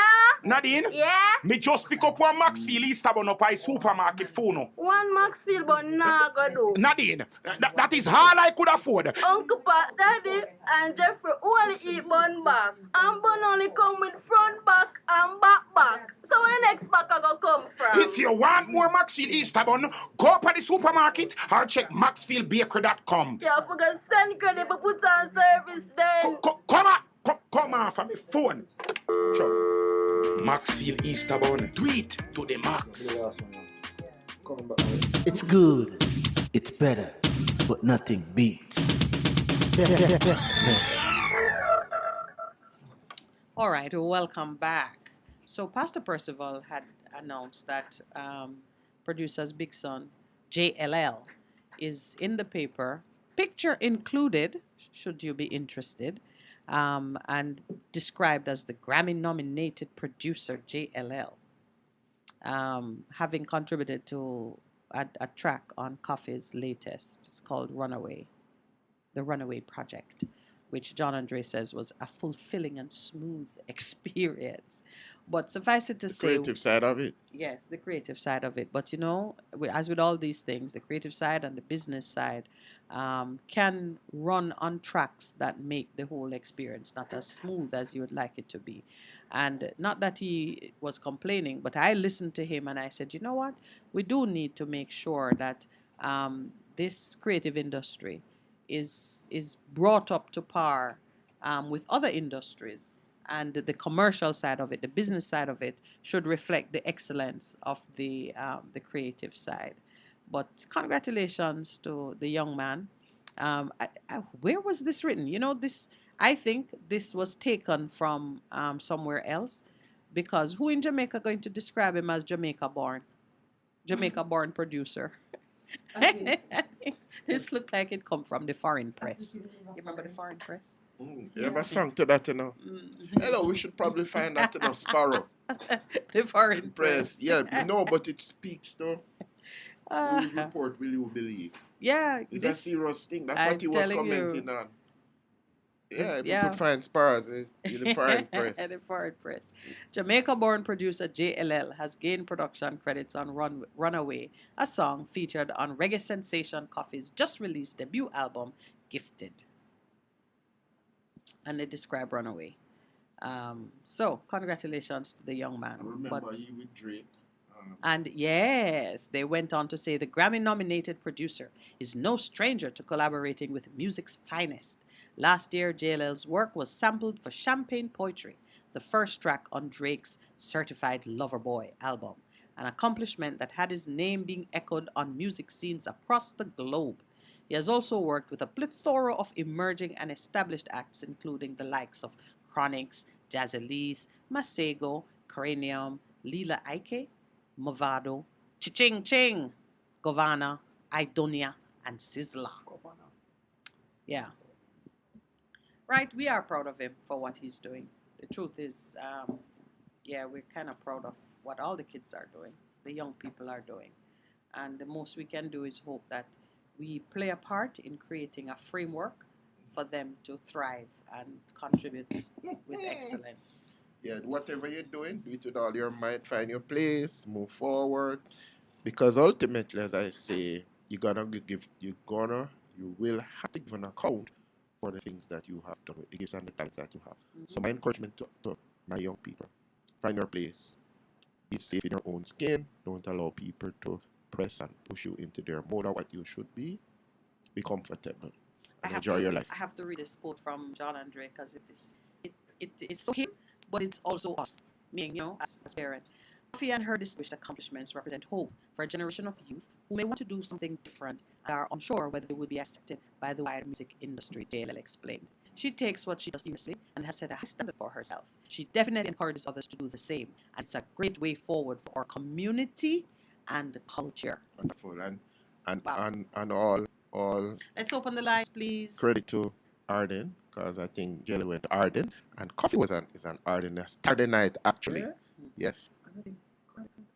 Yes, a lot of these, they have a cultural background in terms of they always enter JCDC and win a lot of stuff, drama, music. But all that you're saying emphasizes the extent to which it takes a village to raise a child. Yes. Because when you see the output, the final product, so many people can say, this one passed through my hands, my doors, whatever it is. And we have to be open to sharing and recognizing that,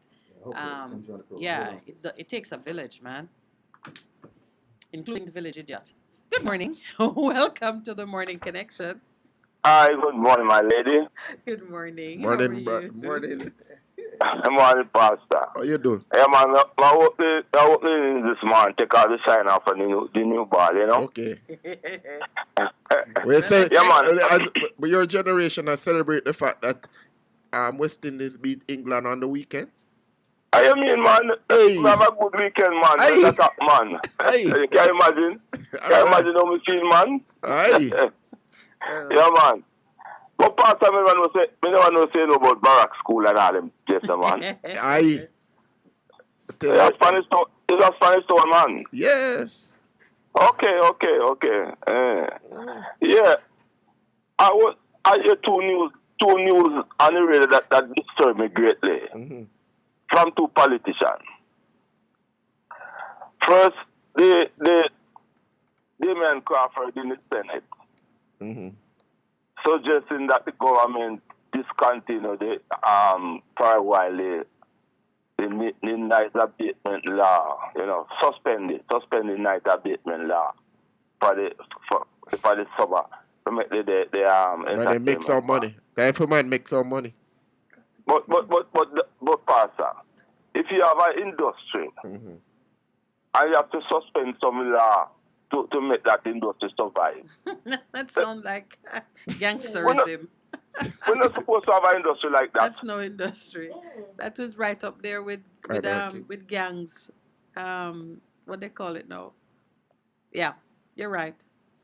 You make a law, and you must have thought out the reason why you make that law, you know. And then you want the people that must suspend the law. What kind of thing? What are we getting from these politicians, especially a young man like Crawford? It's what kind of mixed signal they're sending to the people? Well, it's a question you're sending to him. I didn't hear him speak on it and the context in which he said it, but your report of it. No, it's not uplifting at all. You know, what he's saying in order to make the thing, people make some money. That's the general just I'm getting from it. We need to suspend for a while the thing. You know how much people glad say COVID coming because they can't sit on them bed because and nice that the people them make with them get dance all about the place. But you know, yeah. This I mentioned this morning that we need to have communities that are set up to sort of accommodate the needs and preferences and changing needs and preferences of different members, different citizens, because it's not to take away from your point. You're right. The Noise Abatement Act serves a purpose that is good for the society generally, no matter where you are, where you live. And the economic survival of an industry that requires laws being broken or suspended makes both the law and the industry suspect. Because what I'm saying, my lady. Yes. If you have, all right, for argument's sake, you say, well, all right, you're going to have a cut-off period of 1 o'clock. And the music can turn on at a certain level. Why them have to play the music so loud that when you're in your house, all your house are shake, your cabinet are shake, and all them type of thing there? But it's because there are two sides to the Noise Abatement Act, you know. There's the decibel levels, and there's the cutoff time, which is you've highlighted nobody's observing the decibel level, and then at over cut off. Most of the time, I can tell all 7 o'clock and 8 o'clock in the Sunday morning, you know. Yes. And them close it off with 2 gospel tunes. You know that one there, right? Yeah, man. So if the people are adhering to the law, yes, you would need to have no suspension, you know, because if you have a dance or in a community and you are mindful that other people are in the community and need to sleep to go to work and all that type of thing. Yeah. And you turn on the music to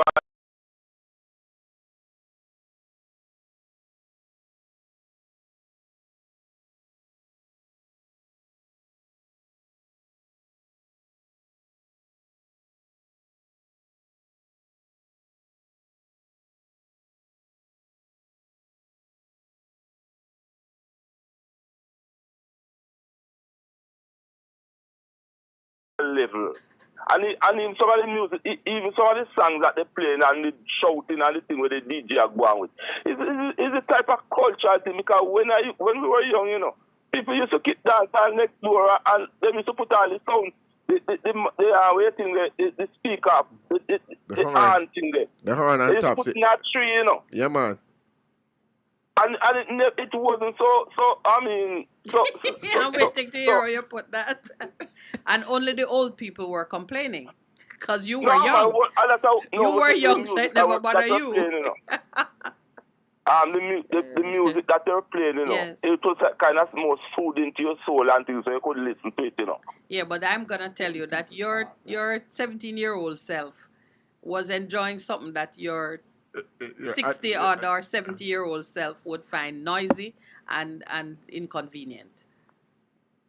Just reminding you of that. But I take your point about it. The mayor of Spanish Town too. The police came up with a few communities that they were not going to allow entertainment, dance and so to keep. Yes. And he's criticizing the policeman the police must allow that to keep in this community. Most of the time when they are keeping this community, killing and all them things take place, you know. So they specify the communities? Yes, they name a few communities in both Portmore Spanish Town and Old Harbor. Okay. And else, you know? Okay. But you know what you're touching on has more to do with the mayor interfering in what is a police decision, how Based to on grant intelligence. permits, because Yeah, man, the the police grant. must shut up your Yeah, mouth, man. The yeah, police must have a reason why they're doing that. yeah. They must, you know, and these politicians, because they want to get vote and they can come into the lowest denomination in the country. Yeah. These politicians, that's what they're doing. I take your point, my brother, and they're not both are uplifting the well country. made. What the one of them must get together, you see my lady, before I leave. Yes. Find a way that people don't have to be relying on keeping dance and run rabbit to survive. We want better economic thing for the people, that the people can have a job and in other endeavors. More sustainable endeavors. But please remember that the entertainment industry plays the role of meeting the leisure and relaxation needs of the citizens. So they're not just doing it for themselves. You and I need to be able to relax. Some people relax by partying, and some go to the beach. I agree with that, my lady. But it's the dependence you're talking about, you know. No, man, I understand the point you're making. I'm putting the balance to it. Yeah, and the people depend on dance to survive, you know. If not dance to keep them, can't survive, you know. Meaning that's how they make their money. Yeah. Right. But there's nothing wrong with that. If you don't work, you don't make no money. Whether you work at host promoting a dance. All right. Look at what took place. It's just like tourism. Tourism is a very good industry, you know. But it's a very fickle industry. We can't depend on industry like those that a pandemic come along and everybody can come to, you can go dance, and tourism don't come to the country. We want other industries that can stand up. Yes, true. All right. Thank you, my brother. We have another caller. Okay. Yeah. Good morning. Welcome to the Morning Connection. Blessed good morning. Good morning. Good morning. Even as what you were saying now towards the music and so forth. The music, even music are something we have to teach you, you know, and so forth. And not something we just want just happy and see if you can make money. Because right now that we see going on, because first time when you can listen, you can have some music play, you can listen it on a Sunday evening, listen it, and you just feel it even if you are Christian. Nowadays these music where them are played coming like just something where you just go in a garbage. Because it makes you pick them wild this way. Yes. It makes the children them wild because you know the I don't know if you explain what it teach them. Because as when Ziggy Marley said, music got to teach them one lesson. And now music not teach you no less more than teach you. Go take up gun. Look at a woman. Look how them stay. And these things are garbage. And it shake up the system because right now we live in our country, Jamaica. We love you so. And them say Jamaica, the land of food and water, reggae music. Music where Bob Marley sing coming down the line where even at 10, 20 years, you can still listen it. It's outside, and these things are some hungry promoter. I'm faced at the businessman to tell you, those things are right, if you gun, how much gun you have now, and how you got gun down your brother, and even one way you hear. What? You know, love man, brother, and at the same time, you have parried one holy for man. But you know,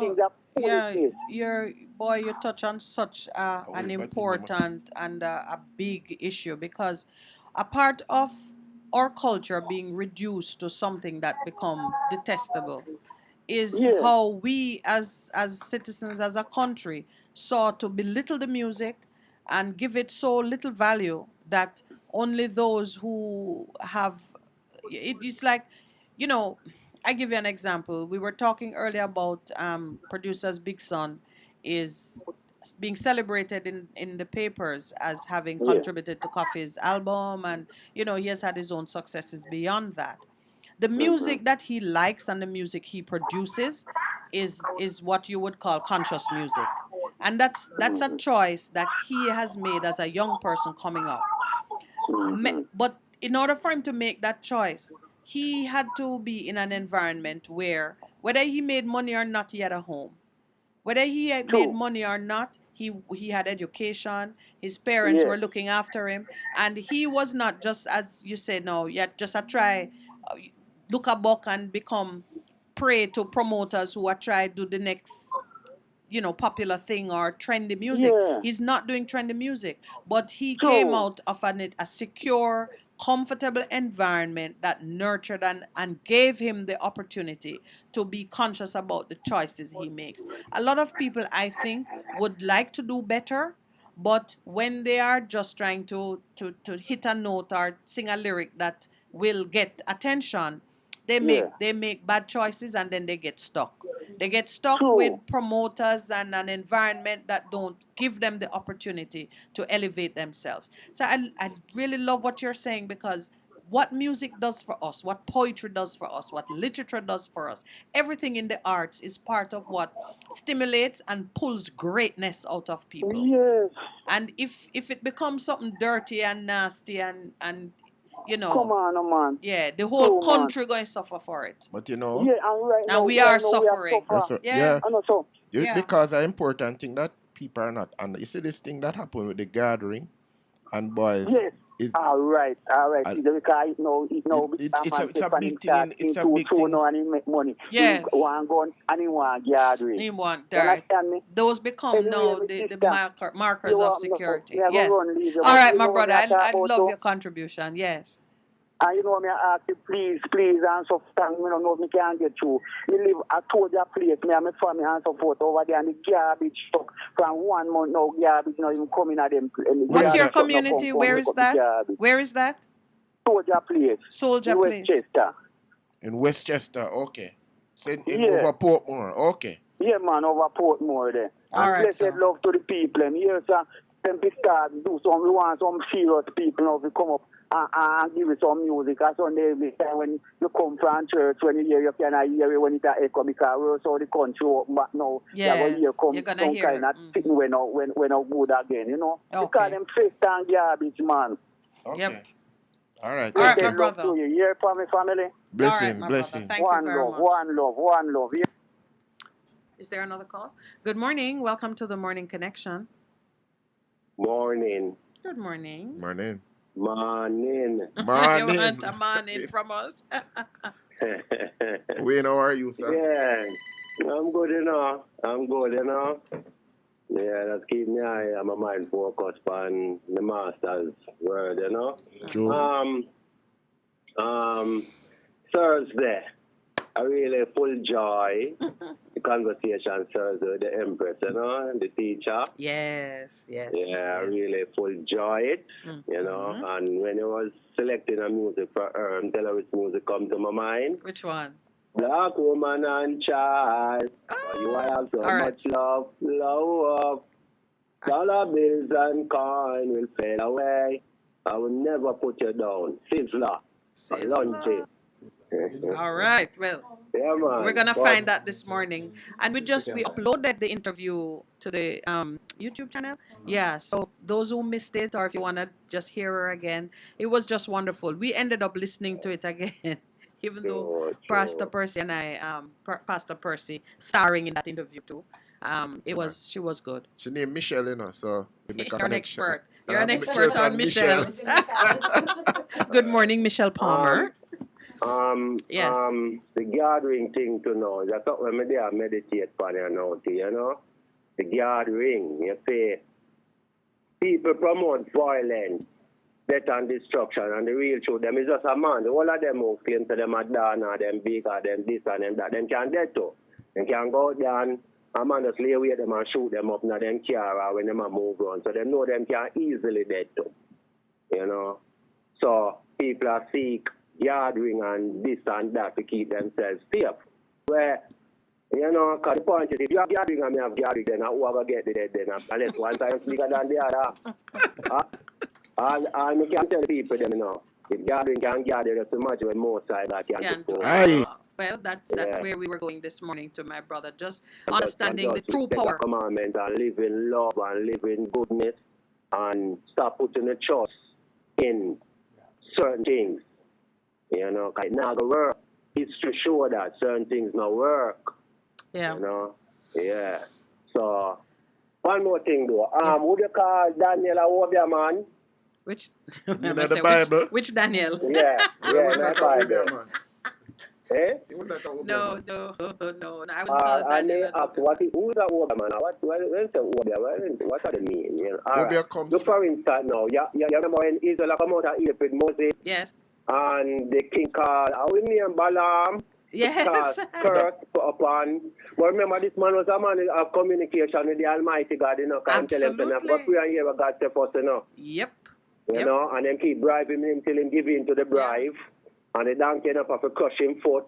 So what's he a Obia man, you know? What is Obia? What is Obia? All right. So when you seek a definition for Obia, and even to like voodoo, it is considered to be one of the derivative religions coming out of our African tradition, but it has its origin in sorcery or witchcraft. Black magic. Witchcraft meaning it is not of the divine creator God. Because let's say now that like talk about black power, there is dark side. There's the dark side. I hate to say that. But that's true. But this is the truth. You have light and you have dark.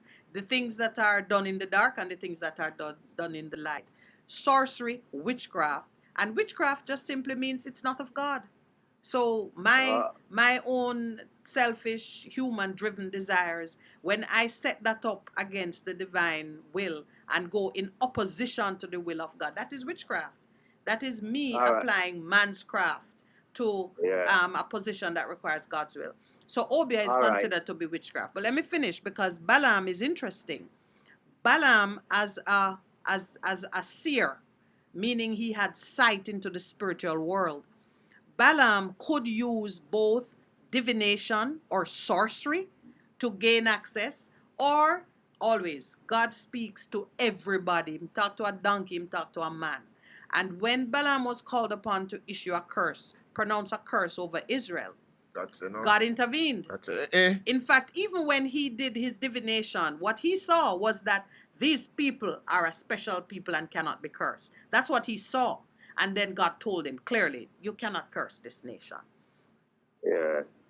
You have a next part in the Bible too, where God say when we talk about people who deal with certain knowledge. Yes. And it refers to as how them use them knowledge to help the wicked and destroy the good instead of them use them knowledge to help the good and destroy the wicked, you know? Yes. You know, so listen to that part there is a show you again too. Even if a man have knowledge or power, right? You know, if you use it to do good or to promote goodness, it's not even bad, but we have to use it now to promote wickedness. I feel like you can protect the wicked when you want judgment to them promote then. It's we out of God line. It's witchcraft. Be careful, yeah. It's witchcraft. All right, that is always about righteousness. So Thank you, Wade. Yeah. Good morning. Welcome to the Morning Connection. Yes. Hello. Yes. Hello. Good morning, Rusty. How you doing? I am good. How are you? Not bad. How this man I say in the Bible where God say, when did God say anything in the Bible? When did God say anything in the Bible? You must talk about where God say in the Bible. When did God say that? Rusty. When you read the Bible, don't you see, and the Lord said many, many times? I never see Lord say nothing. No, don't you read it? Do you read it? Don't you read it? Don't you read it? I read it. God never say nothing. Yes, so we're not taking you any farther than what you have read. You read, you're not different to God, sister. All right. Rusty. All right, come, Rusty, tell us now. Tell us something else. Yeah, What else you saying? What else you saying? Yes. Pertaining to this Jamaica 60, you see? Mm-hmm. Imagine a Jamaica 60, and are independent, but yet still, them brought down the slave master and the people we get in the, we say them give so-called independent to come celebrate and we say we independent. How can that be? We're still a part of the Commonwealth. Anyway, I rejected to Rusty. I think it's bad timing. Them bring now monarch fines and come here to come celebrate Jamaica 60. And that them bring it down here for, you know. Well, remember, you know that I have this Prime Minister will sign up to be a part of the Queen privilege. How are we going to stay independent that way? It's a decision he has to make, Rusty. I am with you, Rusty. He made it already. He accepted the appointment. And for them coming ahead of they could have come later in the year. They didn't have to come now. They come ahead of August to for a reason. Prime Minister will accept our appointment for the Queen. How we are going to be independent? How we are going to be independent this year, boss? All right, but Rusty, but you see, over time, if the people push a movement that says we're done with this, you know what will happen ultimately? They will be rejected as a poll because you're not, as it were, speaking what we want as a people. And I think that is what is happening. So most Jamaicans don't want the Queen as a head of state. Most Jamaicans, when they have done the poll, say we need to become a republic and independent. And so we have to mobilize ourselves that them understand clearly that this is what the people are saying.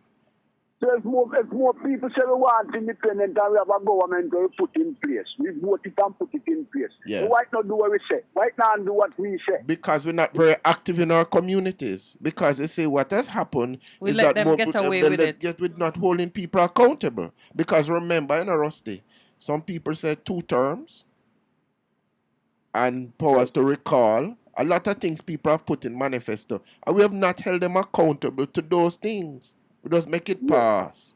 But it is time now that we as a people begin to say, this is what we want, and we're going to mobilize and act and move you out of the way.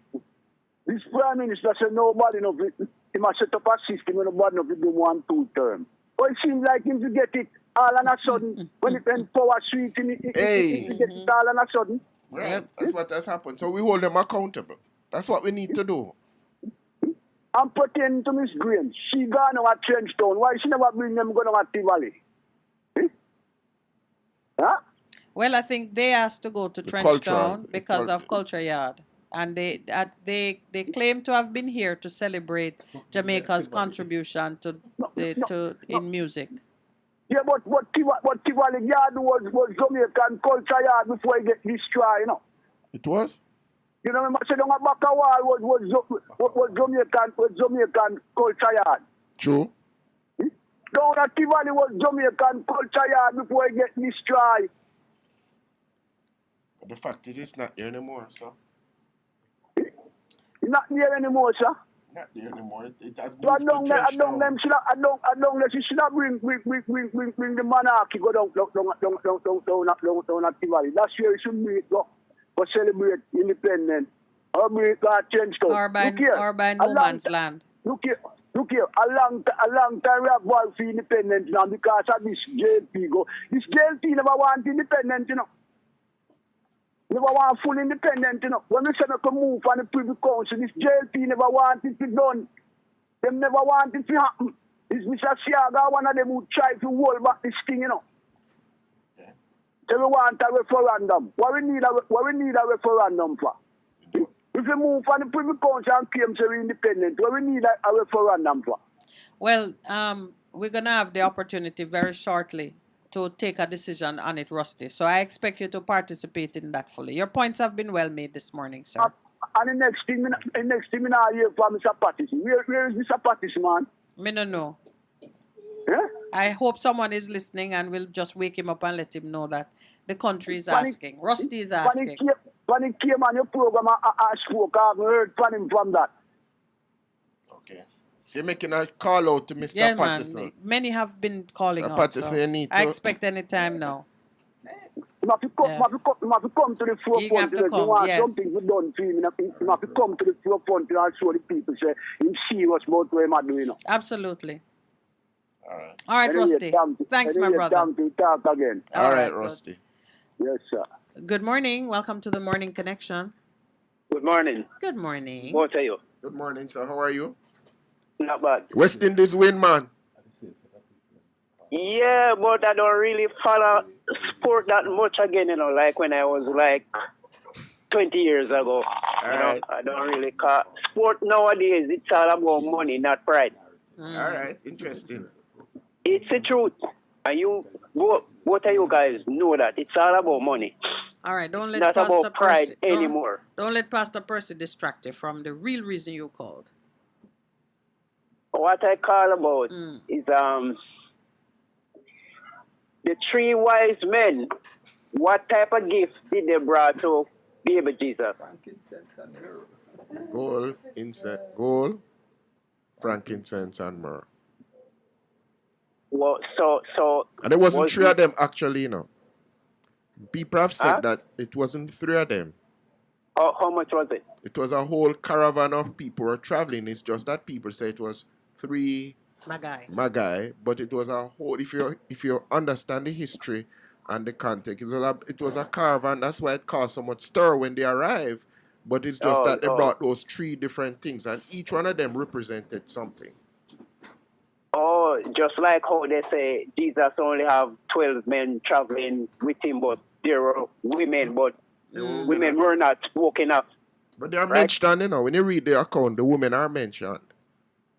But he chose 12 men as his first, and then it became wider. I sent out 120.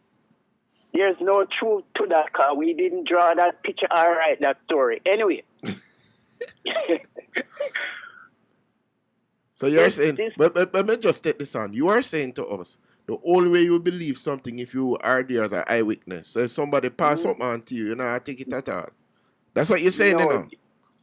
There's some things that I believe and some I don't. Okay. All right. So, all right. That's all right. That's entirely within the vein of what we've been discussing this morning. Whose report do you believe? Some things you believe, some you don't. Right. So what about the gifts now? You have a common sense to pick sense out of nonsense. Okay. You know, because I remember I used to listen BBC News and CNN in the 90s, and I hated those two stations, but I picked sense and nonsense from them. Right, by just applying your own, as you say, your own discernment. Right. So why have you asked about the gifts? The gift? Yes. No, it's all coming, this guard thing. Oh, the guard ring and protecting themselves from evil. That's why I brought it up. Yes, okay. So because I grew up hearing that's what those gifts were for baby Jesus. Oh, to protect him, to guard him? Yes. Really? That's interesting. That's what I heard. Okay, I'd never heard that interpretation of it. I grew up hearing that. But what I do you know guys for are sure. Too young. No. You flatter us. What I do know for sure is that in times of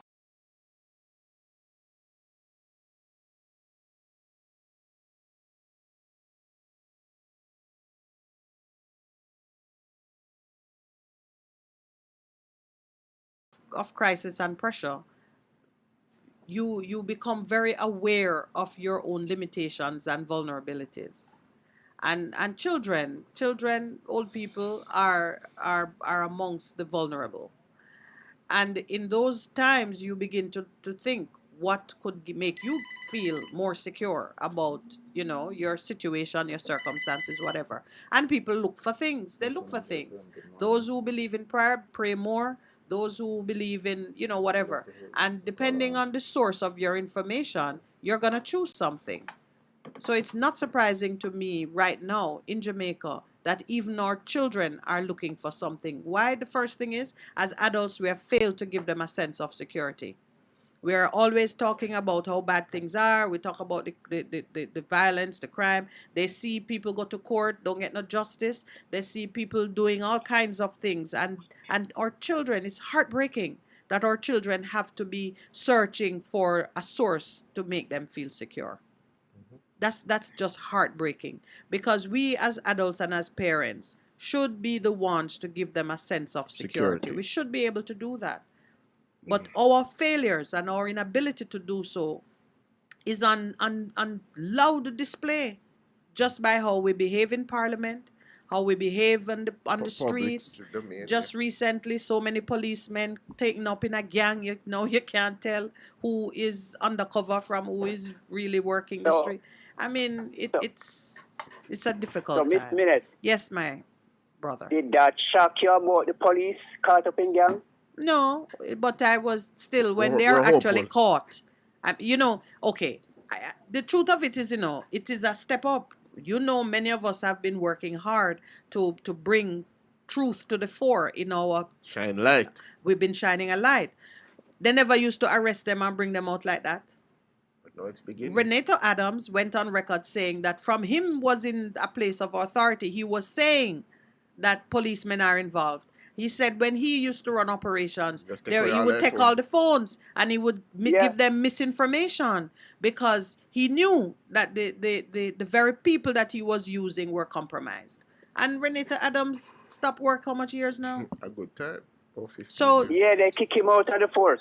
And now you begin to get a sense why, if he was that bold and if he was that, outspoken in his views on certain things, he wouldn't have been welcome. A lot of us who speak like that are not welcome. Right, just like me. They say I'm evil. People say I'm antichrist. They say I hate God, but I question something that a lot of people don't question. Precisely. I have a brain. And listen to me. You're missing on this program. God not afraid of your questions, And he can't be my God if I'm afraid of question. Yeah. So does that people understand that? Yeah. There's one point I call about this morning. I think the government need to ban plastic bottles. Oh boy. That's a what tough do you think one. about that? I think they need to. No, I don't. I see what you're talking about, but what I think they should do and should have done a long time ago, because many societies have done it. The fact that plastic is not biodegradable is a good thing, It means you can reuse it and reuse it and reuse it and reshape it and refashion it. And it's one of the things that we've not been good at. We've not been diligent with it. I saw on the weekend some news about people in, I think it's the Philippines. They're using plastic bottles to create cladding for walls, insulation for housing. Put it in between. Yeah. Mm-hmm. So it's regulating our use of it that is missing. You can't ban everything that is useful because you have to use your authority to regulate how it is used, how it is disposed of, and so on. If not, you're right. That's what you're gonna end up doing. Look, you're gonna try and ban it. Miss Minute, yes, in brother. Jamaica, Jamaican people, I don't know about any other country because I only travel Cayman and Canada. Jamaican people, if you don't like the corona, you have to bring a strict law to control them. We're not enforcing the law. Here where I work, people just drive in their car and throw the bottle out. Yeah, but who's supposed to pick it up? Yeah, but what I'm saying to you, but listen, so the laws are on the book, about littering and so on, but do we enforce it? I know. But let me ask you a question. Not doing anything about it. Right, so I see this all the time. You see a problem, traffic, and you see, woo, you see the police cars flying past, and you say to them, they don't see that there's a problem that they can intervene in terms of helping. And a lot of times, I ask myself, what emergency is greater than the one that they are seeing right at this point in time? Well, if you are the one at home under gun and they're coming to you, you would not want them to stop and clear no traffic jam. Just saying. But the point you're making, my brother, is one that we continue to grapple with. How extreme do we need to be? I've been thinking about plastic. If the government get together now and tell the people to get all the plastic bottles together and we can melt it and make something like ply, even like plywood. Yes. Can that happen? Well, as I tell you, they were compressing the plastic and using it to make cladding for housing. Look, that's being done elsewhere. So it's the regulation, and anytime you put an economic value behind treating with something and it become a business. You remember when when lionfish was populating the waters and man say you can't eat it? Yes, and poisoning people. Let's say well, eat them. But listen to me now, if you try find a lionfish, you can hardly find one. Because once man understood the utility of it and saw that there was value in we ate them up. So the truth is, it really is for the regulators, the planners, to put economic value in how we treat with these things that become a nuisance. When I saw the Kingston Harbor, to somebody, that is money waiting to be collected. Not only, if you see the amount of plastic bottle down here in Santa Cruz. Everywhere. Is money waiting to be collected. But, until we look at it that way, it's going to just be garbage. All right, my brother, I have another call. Thank you for sharing with us this morning. All right. Good morning. Welcome to the Morning Connection. Good morning, Seaboard. Good morning. Hi, Malvern. How are you doing today? Concerning the music in Jamaica, to me, my observation, when the music began in the 60s, the reggae music, music didn't begin in the 60s, but when the reggae music began in the 60s, it was not controlled or penetrated by the white power, It was not controlled by the LGBT people and those people. But today, reggae music is dead. And the LGBT people control the artists, them. That is why you have all these women going on stage naked to promote sodomy and lesbianism. That's why them have so much power now. Them win the Grammy. Every day them win Grammy. And them is the greatest thing since Bob Marley. So if a Jamaica music dead and is and it is now becoming the enemy of us as a ignorant and illiterate people. It have destroyed us now from Vibes Cartel and Shabba Ranks. When Shabba Ranks was singing the word for nasty music, it was wonderful. But when him do the interview and him condemn homosexuality, it was the end of his career. And now Vibes Cartel is here and them kind of people. So that means the music is dead. No, man, the music not dead. Music not dead. The music will die when the people die. The music is in our blood. It won't die. That's the kind of music, the spirit of Bob Marley, Garnet Silk, Sugar Miner, that we are talking about. Chronics, but you have some new, but even now emerging, you have some songs that are still conscious. Well, you always have the one and two. No, man, it's growing, man. But the music were used to dominate the mind of the young in Jamaica back when I was young. Yes, because we always have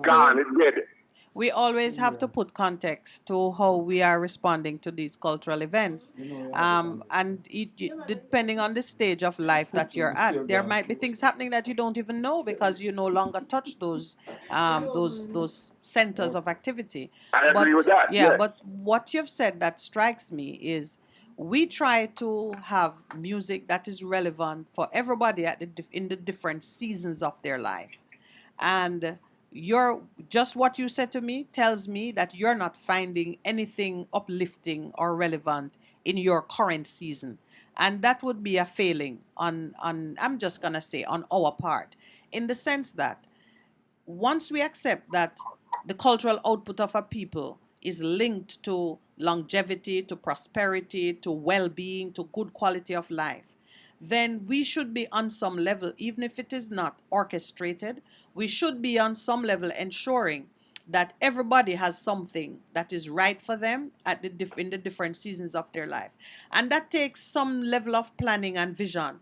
And we are sorely lacking that right now. As a country, we are lacking that. Yeah, but as we reflect on the impact of music on ourselves and our culture, if you track music, the 60s, the 70s, like a song that we normally play here, where have we lost our identity? A lot of the music that came out of that period was very, very conscious and was speaking to betterment, lifting up, and it was rooted in the Bible, whether we like it or not, That music that came out of that era was that kind of way, very conscious. But do you accept that we missed a beat? Yes, man. Because of what happened. Consistent with what we were putting out. I would suggest that what has happened, some of the things that drove the music, it's missing. Most of the present musicians here and abroad came out of the church. And that was a very strong thing in terms of their morals that they were putting out in the music and so on. And as you said, we have lost it. We lost it. Well, we're trying to rebuild. Yeah, that's what I'm saying. And it's not just in music that we lost it. If you were listening earlier, you heard me bemoaning the fact that my friend's house was broken into. He's a man of a certain age. Ideally, he should have come out of that big house and be living somewhere more appropriate to his stage of life with certain amenities within close call, health, transportation, whatever he needs. But we have not been building or providing housing solutions that cater to people like that. If you have a disabled child in your family, you don't have, you're not in communities that necessarily cater to those, the needs of those children. One of the things that we don't even realize is that age is a disability. Let me say it again. Age is a disability. As you get older, your eyesight decline, your hearing will go, your mobility is compromised. And so all of us are heading to a point in life, in our life, if we are lucky and live long, where we will have to deal with certain disabilities. And we're not even planning for that. We are not structuring our society to plan for that. And every right-thinking society plans. Every right-thinking society plans for it. So. Yeah. It's you're too ripe until you decay. Yes. Yes. Because that's the end of all things. Yes. So, I guess my main point to the Jamaican people is look in the past, look in the present, and I'm just saying that from my observation, the spirit that was alive when I was young in the 60s and the 70s, that dead and gone. It's been revived, my brother. Take over. Consciousness. And righteousness, that's dead. Now, if you love God, you are the enemy. Yeah. If you love God and love the Bible, you are the enemy of people like Rusty and when him, the one in Santa Cruz. Yeah. Everybody have a great hate and a great anger towards God. Is what billions are being spent to make sure that happens. Yeah, but it coming. It's not dead. It's not dead. Well, it needs revival. Yeah. All right. It needs revival. Good. Thanks, my brother. Do we have another call? Is it time for a break? No? Yes, time for a break. Okay. Good morning. Welcome to the Morning Connection. Yeah, my sister, 5 minutes left, but how much you make utter about Thursday, so? The Empress that about underpaying of the teacher. Yes. And enough time, most time, it's not that them have the resource to give the teacher them better pay. Yes. But when you look into the world we're living in, how them approaching and deal with things, remember the rich man don't have, he can't pay a teacher to come teach film yard, give them big money to, and make sure that them people properly get the right education so that them can come rule to. Now, them look on the rest of people them as their slaves or workers. They don't need the amount of knowledge as for them people need, so them don't need to put the amount of money to the teachers them, so the teacher them can feel more comfortable and do a better job and bring a better brain. So sometimes the way to some things that happen, and there's no real reason for it to happen the way it happen is just because it will benefit some people, them don't really care about the rest. But one more thing is that in the past, there are different times and ages, Yes. So things happen in the past and you can't prove it if it really did, you can't prove it that it really happened, but you still can't prove that it never did happen. Yeah. You can't say God never talked to the people them, as well as you might feel like God, as well as you can't say God can feel that God talk to the people. Some people might feel like God never talked to nobody, but I would say we have to humble deal with things though and raise upon things and to me the most important thing is we can pick sense out of things so we can apply it in the time we're living in. Critical thinking. Right. Everybody, Yeah. Bless up. Bless up to you too, my brother. This week, do we have another call? Yeah. Okay. Good morning. Welcome to the Morning Connection. Hi, morning. Good morning, Corey. How are you guys? We're good enough, Corey. How are you? I'm okay, man. There was a conversation that you had some weeks ago on Thursday morning where you was talking about dyslexic people and so forth. About what kind of people? Oh, dyslexic. Yes. Yeah, man, I really enjoyed that discussion. And the lady's here working, because she's trying to continue to build the awareness of persons who are working, who trouble with dyslexia. And she made the point that a lot of our creatives and people make change are people who are dyslexic in how they are described. So it's a very important discussion, and we have to continue to have it because we need to cater for those people. We need them. And better understand ourselves and our society. Yeah, man. And also there was a teacher there and she spoke about the ways to pass an exam and so forth. Yes, that seminar was yesterday. Yeah, man. And I can attest to that, because I did CXC math in 9th grade. Okay. But what I was taught how to pass the exam. But I did pass the exam. And you passed the exam. So, yeah, let me tell you, there's a science to everything. Yeah, man. Also, I called in earlier about a statement that Damon Crawford made. Yes, did you hear it? Again, the context is necessary. Because I can agree in particular context. Because if I remember, he was promoting some zones, special zones for entertainment and support. Right. If it is at places that meet the criteria for entertainment zone and support, and you're asking for additional time. Yes. In areas like that, so the context of it is important. So you actually heard the context in which he was proposing I never heard it. I heard it. But they put that concept on the table a long time, right. He said that. And also, we're waiting for the finance minister to clear up the issue about the 99 billion as opposed to the 64 billion. I think he cleared it up. He did. Yes, he said that the 99 was mathematically correct if you used a previous version of the budget. But the version he was using had been amended to, I think, increase the gross receipts. And therefore, the difference between the two numbers really came down to, I think, 65 billion. Okay. But again, yes, but there was an increase which took away some of the 99. Yeah, I don't understand that, but then he should have stated that in his presentation. Well, I think he was probably trusting that people would read the actual thing and realize that he was using a different version of the document. Oh, wow. But the explanation was that you cannot fool Jamaican people. Yeah. He said that in his presentation, but he's trying to fool us.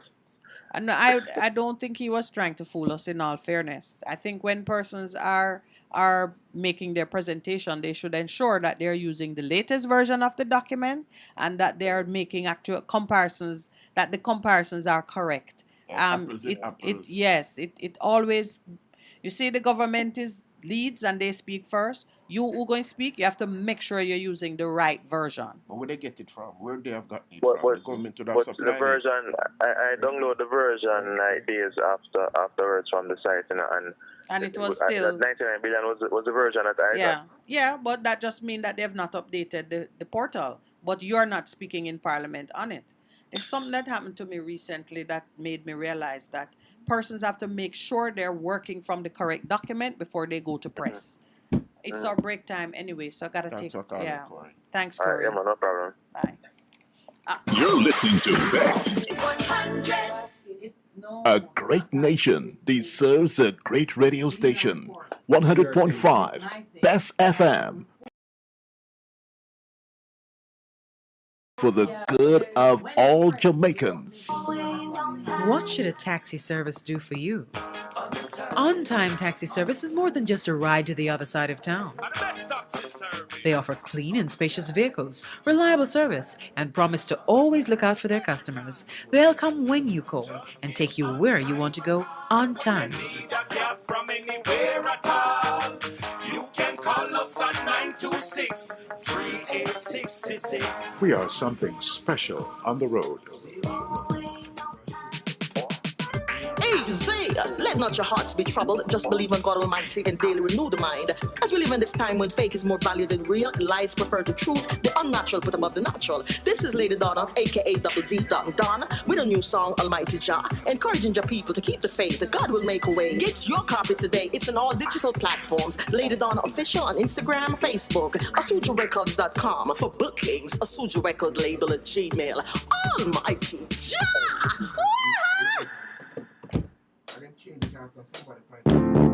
Best 100.5 FM brings you youth empowerment and resilience, a 30-minute program with Royton McLaren every Monday from 7:30 to 8 p.m. Your Monday nights will not be the same again.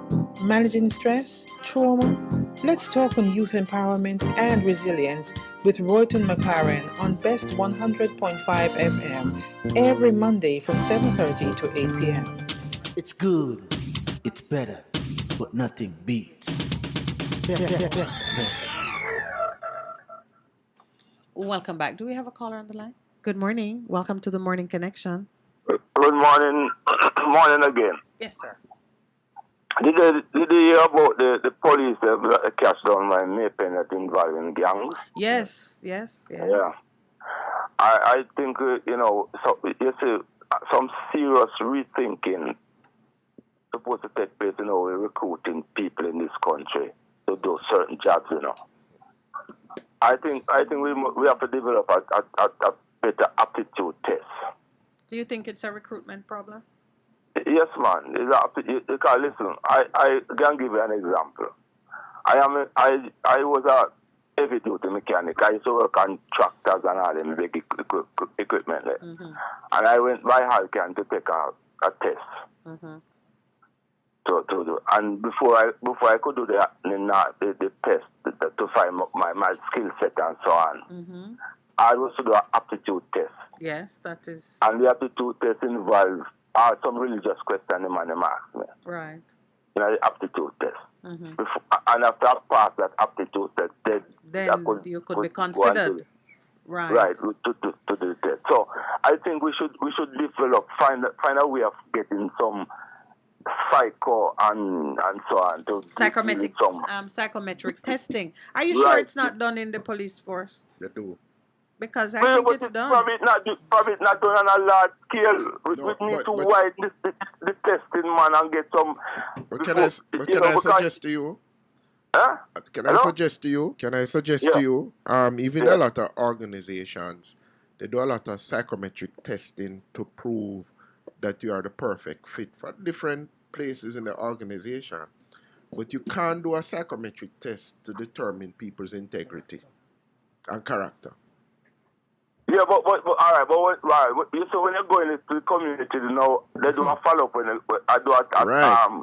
I know that because I've had to write recommendations for people. Right. And they ask you, how long you know the person? Mm. What you can say about them. But some of the times, when people come to me some of the time, enlighten, I say, me can't give a recommendation, Because even though me see you, I don't know you. And the only thing that I really have is my integrity. So when I write and say this and this and this, I'm really not speaking the truth. Right. And some of the time, that is what happens. You're trying to give a man a blind thing, but you don't really know how him live at yard or him live in the community. And that is why it's so important that you know people. Yeah, I think we're because a lot of time they give blind business, Give a man a blind business, they think that sometimes mess up the thing, That's what happens. But I think we agree with you, though, that psychometric testing is important in any law enforcement job. I believe they do.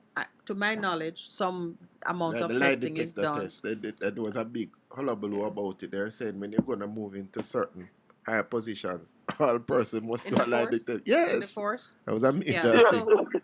Yeah, but if we are doing all of those tests then, and we are getting so much flawed individuals to occupy higher position, then our society is in trouble, man. But I agree with you about that. Because look at the leadership in different sectors of our society. You believe they're based on people's character and integrity, that they would behave a certain way, but you know what, preacher, pastor, mm-hmm. you see religion used to play a great part in people morality, and so on, And with religion start to play out. Throw it through the window. Them throw it out. Yeah. Religion, we have to find something to replace religion now. What is we that? Well, that's the point. That's the position. We have to find how we have to come together as a nation, as a people, worldwide, not only Jamaica alone, you know, and find a way to replace religion, because religion is not that important anymore. And find a way to find something that can take the place of religion, that we get the type of people that we want to run these organizations, to be leaders. Or this world from bad to worse, you know. A lot of states is going to become failed state, you know. Yeah, that's true. Me think Jamaica they're on the brink of becoming a failed state. Aye. If we don't find a way to arrest this decline that is taking place. You look at the amount of people that they're killing over the weekend, drive by. A man does a drive through that car, and then want to shoot one man, and in no business, him just firing at the crowd, and no business what people want to kill. Including a child. Yeah. Including a child, old women, ladies, babies, they don't care. We have to find a way, to come together as a nation and find a way to replace what we have lost. Revival time. Thank you, sir. We're not taking it serious, you know. Some of us are. We take it serious. I take it serious. Yeah, but it's only deep thinkers, you know, like probably you and I and my lady or some other people, you know. Some little trivial thing we are talking about, you know, if you talk about them something, because they can't help us, you know. I agree with you. We have to go to the deep issues, yeah. About what is happening, because you can't be just walking on the road, you know, and a man just, you are just stand up in a crowd, and a man just pass on fire shot and kill you, you know, and kill your family. Yeah. I don't do that person anything. Yeah, we know. Yeah. Serious thing is going on in this country, man. Well, you give me an opportunity to just restate. It's one of the reasons why we are seeking to ignite that fire at the community level, because that's where it's going to take place. Yeah, it's not going to take place in Parliament. It's not going to take place in Jamaica House. Man, Parliament, it's going to take Parliament place. Is not going to help us, man. It's the community. We have some. The leaders, we have a Parliament are flawed leaders, you know, and they're not even thinking. They're not even deep thinkers, you know. Shallow. Some of the shallow man we have in a Parliament, you know. Well, what we're seeing, you know, there to some extent, just now we were talking about the information available from the finance minister. Sometimes it looks orchestrated. It looks like it's play acting, because a simple thing like a mathematical calculation based on numbers in a document, and we have a whole thing being played out. It does not look real, because, as you say, some of the things that occupy front page have no relation to the real issues that are troubling people. I mean, we have elderly people being the subject of home invasions that traumatize and leave them injured. You have old women being raped in their beds, in their homes, and you have children being, injured in drive-by shootings that don't even make sense. And a number of things are happening on the ground, community level. But if you look at what we are debating and what we're talking about and where we are, it's like two different countries. Yeah, because listen, my lady. If the state cannot protect the people, you know, little by little, this Jamaica state give access territory to badness, you know. So let's make it clear. It's not a if. The state cannot protect the citizen. It has not done so for a long time, and in many ways, the state and the citizen have been at odds. We here talk about bringing into being that energy from the people, because the people create the state and the people determine the face of the state. That's how it ought to be. That is the natural order of things. If you cede control, as you're saying there, then you're cutting yourself out of the game. So this is a time for us to take control of the reins, because it is our society, our children, our lives, our people, and if we not take ownership of it, then anything that happened to us, we deserve it. Yeah. I do have another call, because when it's just a passing shot. Yes. When 79% of us decide to, well, we not take part in no farmer, no election or nothing at all. And if 5% of the people go out there and vote for whichever government in power now, Them are going to rule, you know. Them are There you go. right now, it's the minority ruling the majority, you know. Yes, you know. In this Yes, country, you know. the tail wagging the dog. So yes, we the tail wagging the dog, not Jamaica. I will not understand that. So that's we need to turn it around. When you see Will in the parliament at talk so triumphantly, like it's 21% of the people vote for him. Yep. And 14% of the people vote to the opposition. So it's not a great amount of people. So the majority of people take away themselves from the political system and the way to run the government. And just a look on. All right, I can't look like that. All right, my brother. Yes, we gotta go. Yeah, okay. Good morning. Welcome to the Morning Connection. Good morning. Good morning. Good morning, sir. How are you? Good, Pastor. Hope you are even better than I. Aye. We shall see. We shall see. Very interesting discussions this morning. And really, the level of criminal activity and one can see really getting out of hand. And we need to respond as a country. You know, we cannot be losing life in between. We cannot be suffering this demonic presence that seems to be evil. Yes, sir. You just called it by name. Yeah. However, this morning I want to just draw to the fact that most of our issues have to do with how we manage our country, you know, manage our resources.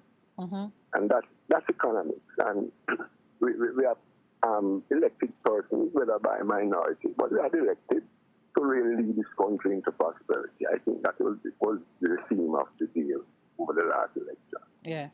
What we've seen from this recent budget is really a kind of the transfer of wealth from the poor to the rich is on steroids in this budget.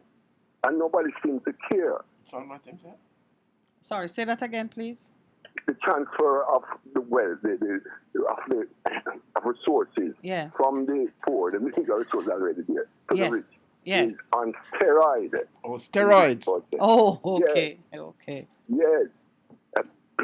First, it's a three-card type budget.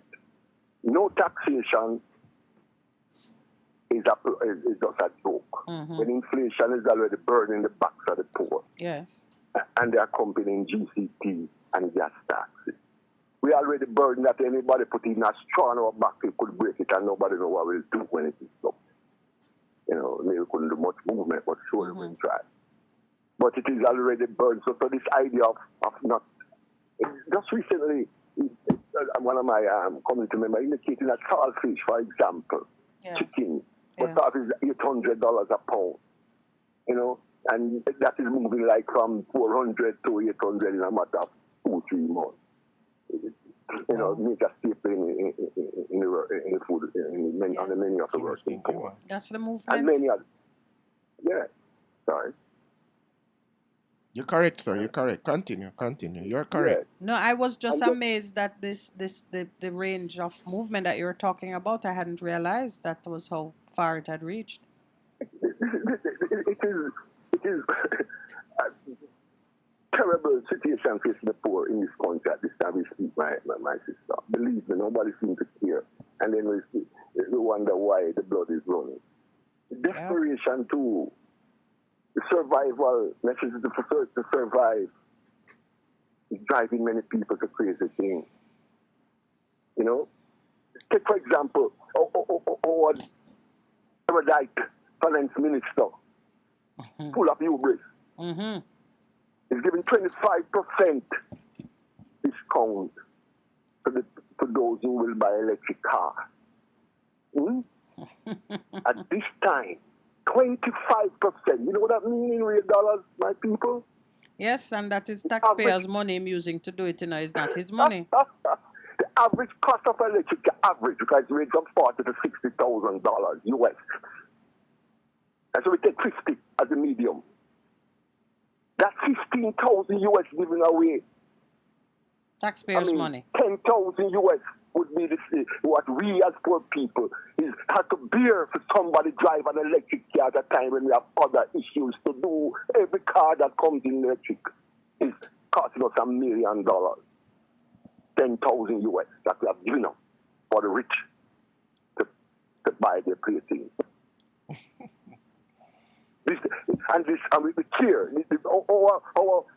Our members representing the communities of our country are cheering this announcement. Yes, and you see them, and I'll tell you something, man. But you see, it's like a play.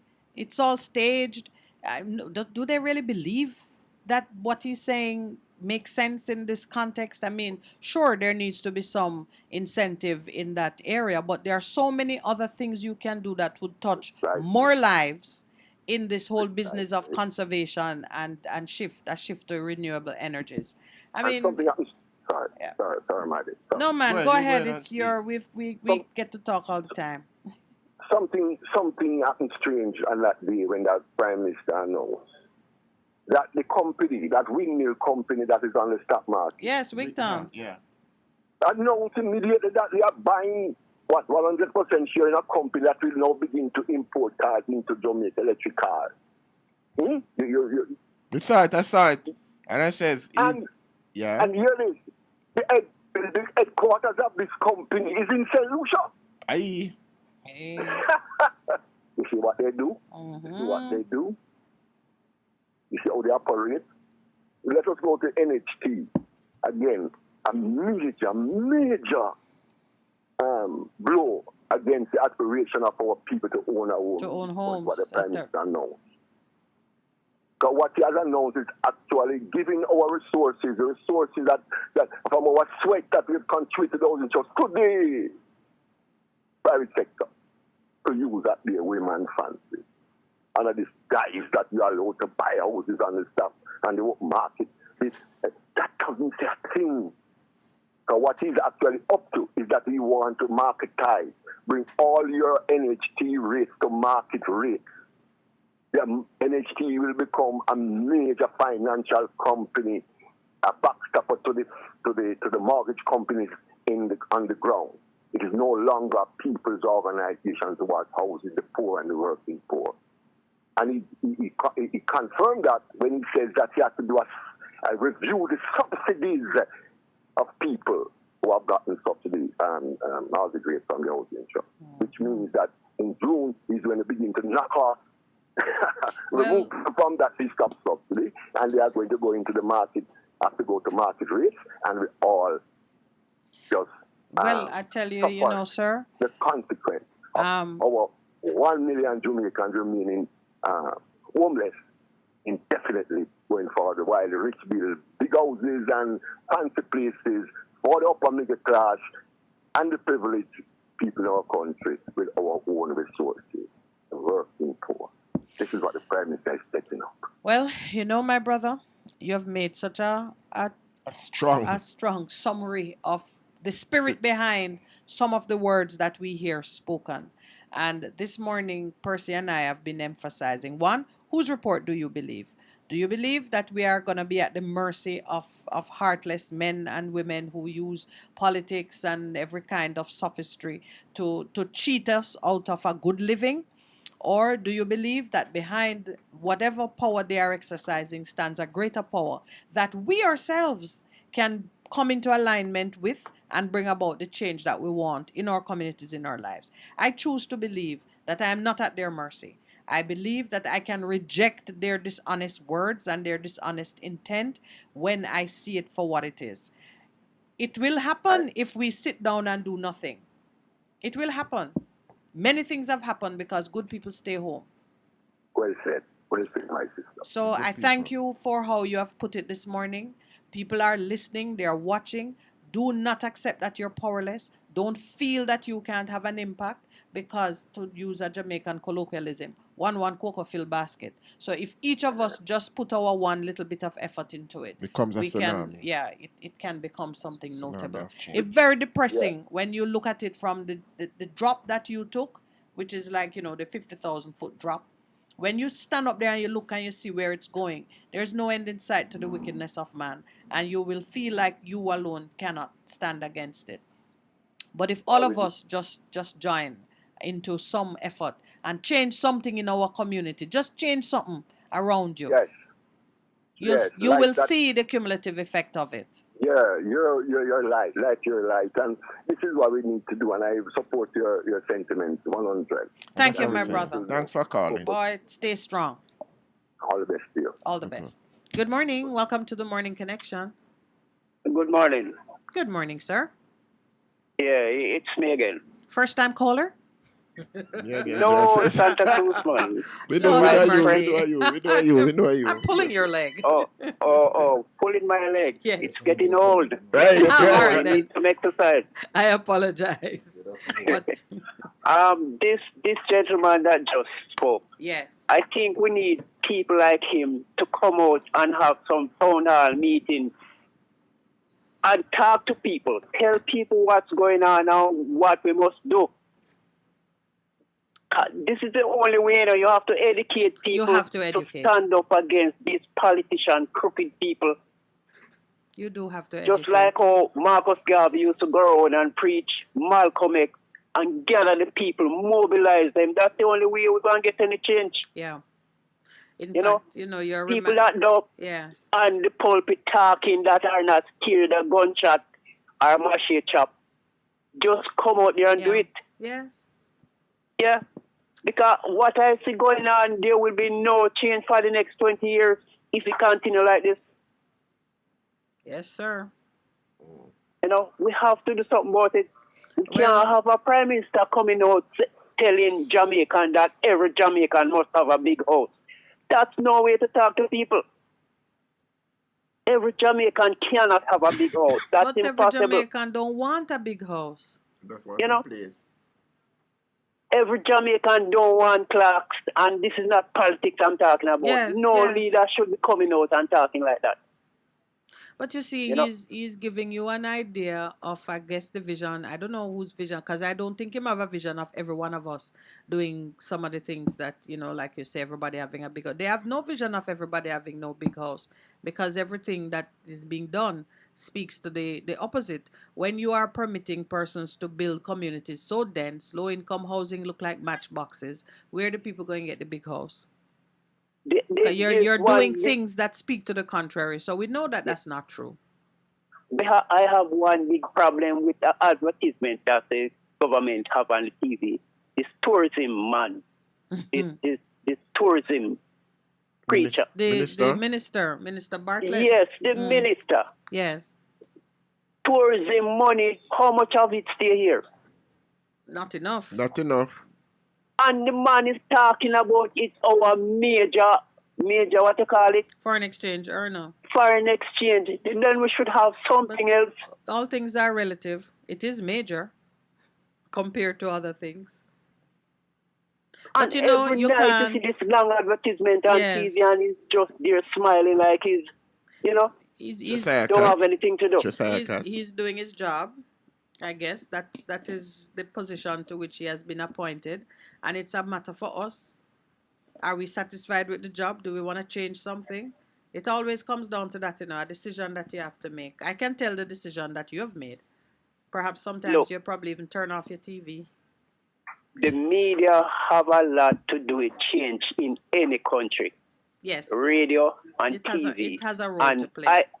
I can only pick up TVJ down here where I live. And we need another TV station to promote things for Jamaican people. Mobilize us. But we don't have any. Well, you see, Santa, one of the things we're suffering from right now is how we have used technology to extend the delivery of information to the population.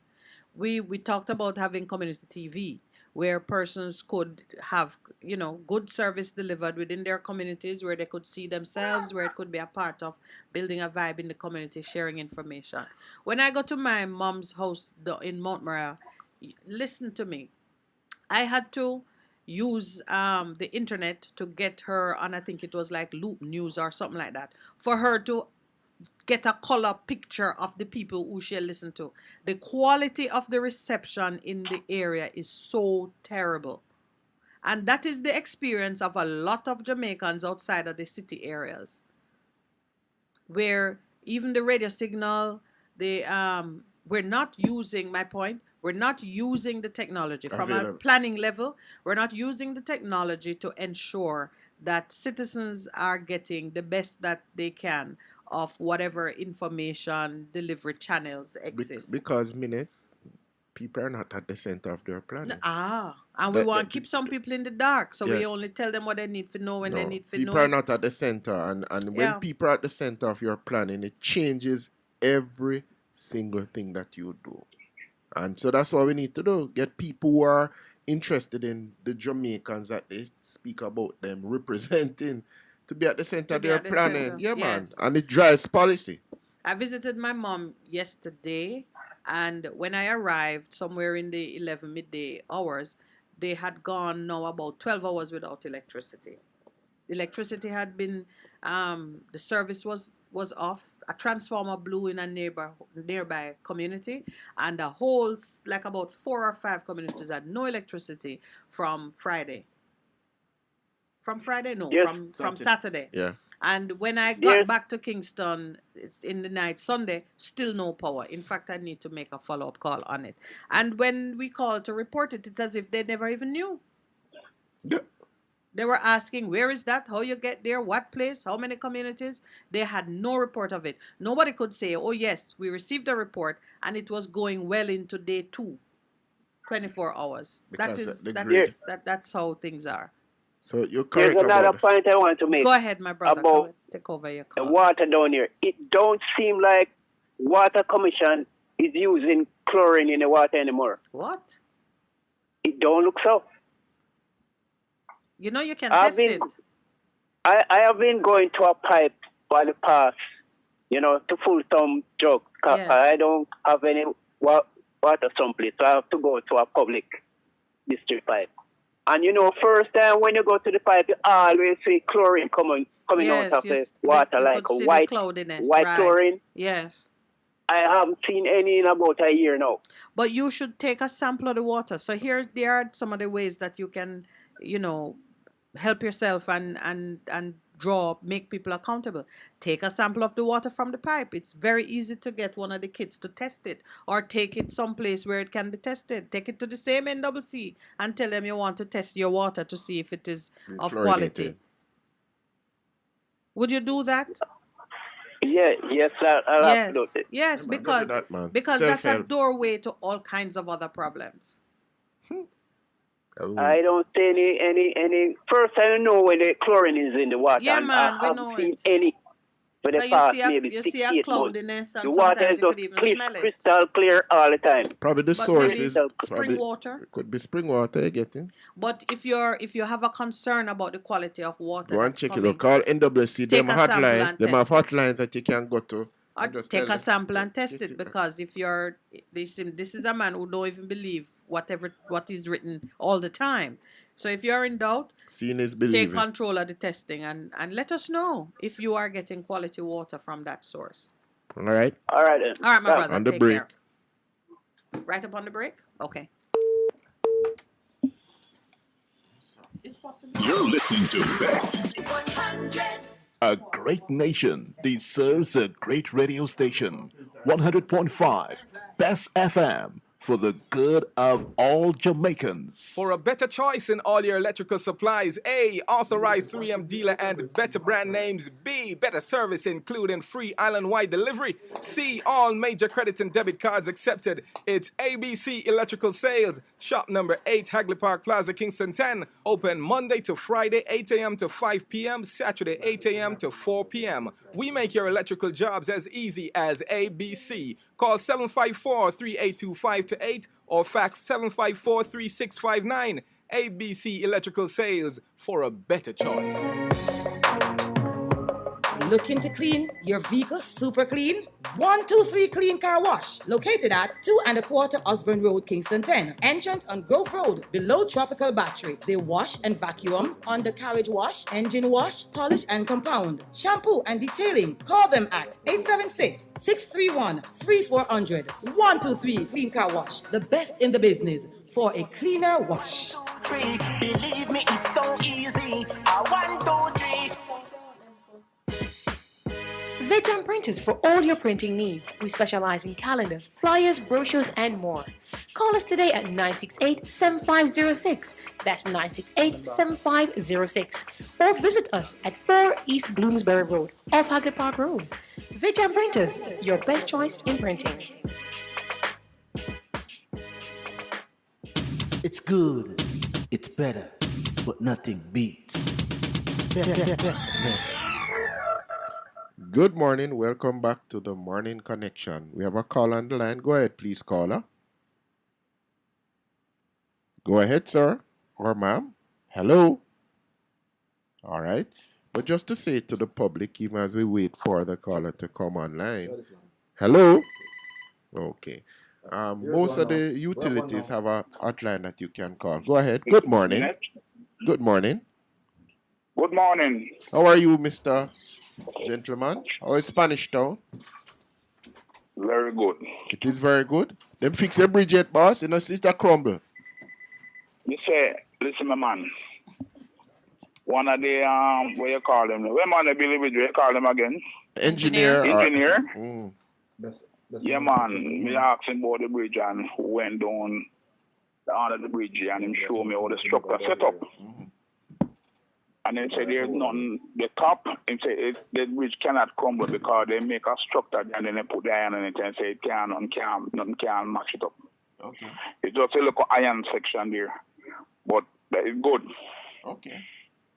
Maybe Russia forgot drop a boom this and lick it. George, you must make one of them things, you know. But anyway, what you call us for this morning? You are going to know. Me say me out there sell me roads. Yes. And me look, me see road block off. Mm-hmm. And police are there up and down. Mm-hmm. No, the Queen grandson. Oh. Well, watch that. When I laugh, yeah. Bringing greetings from his granny. Yeah, but you know, some my star, me have on a Jamaican flag. You know, some I have the Rasta flag and the palm my little thing out there. So you understand me? Right. So you got visited. You gave them some roots. Did he stop? Man, they man go wave and pass, man. They wave. They man, and then they stay a long time. They go to hospital and TV and then they turn back and go so. Okay. They didn't spend a long time. You should have go to the hospital and tell him you have some roots that him can carry back for you, man, with him. No, man. Me lost wave. Then wave to me, I'm wave back to them. Okay. Yeah, man, them see the Jamaican flag. You know what I mean? All right, so don't be surprised now, you know, if you hear that Lionheart was welcoming the Queen's grandchildren. Yeah, man, but do you feel that it is full time for us to move away? Of course. Long time. That time come and gone. Look how much time they must sit on them, they not do nothing. That should have happened in 1962, so it is 60 years late. Yeah, but I mean, I don't know. I just open my eye and I watch and I open my ears and I listen to hear how far this going. But we need it to happen. And the next thing about the violence, man, it looks like we take to the north and the south coast, St. James. St. James have moved from St. James to the north and the south coast now. Yeah, because one time you could have go a country and go spend a little time. No, you have to stay at home. Seriously, when I serious thing, you could go there maybe spend a couple of days after. No, I want to know what's going on in the local country. Yeah, but I mean, but it is clear though, George, that a lot of what was happening in Kingston has shifted. It's gone out. It's gone a country. They've migrated. Oh my God, it's so terrible, man. Yeah. My local place when I go to Port Antonio and know me say things are going on down the town. Mm-hmm. Because them catch a guy with them say them accuse him of a lot of stuff what is going on with from St. Thomas to Port Antonio. Yeah. And say them have him in custody. But there's a lady that say she still a put up because she not get a picture of him. The police and catch man don't sell a picture and make the community say that is this man. So she not definitely no feel say right man anymore. Oh, okay. Well, she need to see a picture of him. You understand me? Yeah, but any citizen who has a concern and is sufficiently connected to the events need to know that they can go to the police station and say their piece. If she has evidence, if it is relevant to her, because it sounds as if she has some direct connection to some happenings that makes her concern, relevant. That is true because, everybody is talking about the picture because they see two different pictures. Okay. They see my wall of tongue with official and this one next one and ball and thing and them say that is a brother with have an unsound mind. Okay. Because I think he was staying at his auntie's house and then almost burned down the house. It was threw a pay black around it. And she have to take care of herself out of the community. You understand me? And the next thing, Mark. So you mean in Jamaica, we could treat all black men as looking alike? We could just take one and put him in the place and say, is this one? And nobody to stand up and say... I can't tell you an incident that happened in Maxwell Avenue. Then see a Rasta youth fire shot at the police and run. Yes. They turn down in Arena Maxwell. You must hear about this. No, this Rasta youth down Island, him sell porridge. And the police run go down there and them see the man and say, let's shoot the youth. What? Yes. Then profile what him. They talk about, they say you Rasta, the man of your panel man run past us, and then you are the police, what do we do? What kind of training you get to come see a man of him cook shop, look after him porridge, and you shot him, and then you go and say, they call it wrong identification. Yeah, but you not shoot your gun, so that is what they're taught. But what George is the same issue that could cause one young black man to be taken in as another, because we have so dehumanized certain parts of our society and members of our community that we no longer see we no longer see what's in front of us. That's a concern I have. I know that I've been disparaged without any regard to my true self. It happens in many ways by parts of society that get so taken up with their confidence in their own authority and their vision of who they are and what authority they exercise, that they no longer see people, they no longer see who's in front of them. Thankfully, those who disparage me never have guns, or I'd be dead. Yes. That young man with the porridge, if what you're saying is true, that is what happened to him. It's Maxwell Avenue, man. Yeah. Everybody know it came on the news and all of that. They didn't see him. Policeman turn the corner, don't see him just see locks. Yeah, but that's what I'm saying. That trust me. And that no kind of put, your people start to look and say, they might run on a man in a white shirt. And the man run through this place and this man has got to work a court now. They might go all out for this man has got to come and work. Yeah. Right? Because remember, this came from a far, far away, The problem in Montego Bay there, when this virgin had killed a police, And then after a while, them hide, till him start growing here, Yes. Yeah. Mistake identity. And him start growing blacks, Him is not a Rasta, him start growing here, Yeah. And the Prime Minister at that time was Butterman. He said, listen me, every Rasta them sit them are going to mash up. You understand me? Bring them in. The Coral Garden. And that was a mistake identity for how much years that now. And the people, the rest of them don't get no compensation until today. Mistake identity. So what the training for? What the training of the training school for you to identify people?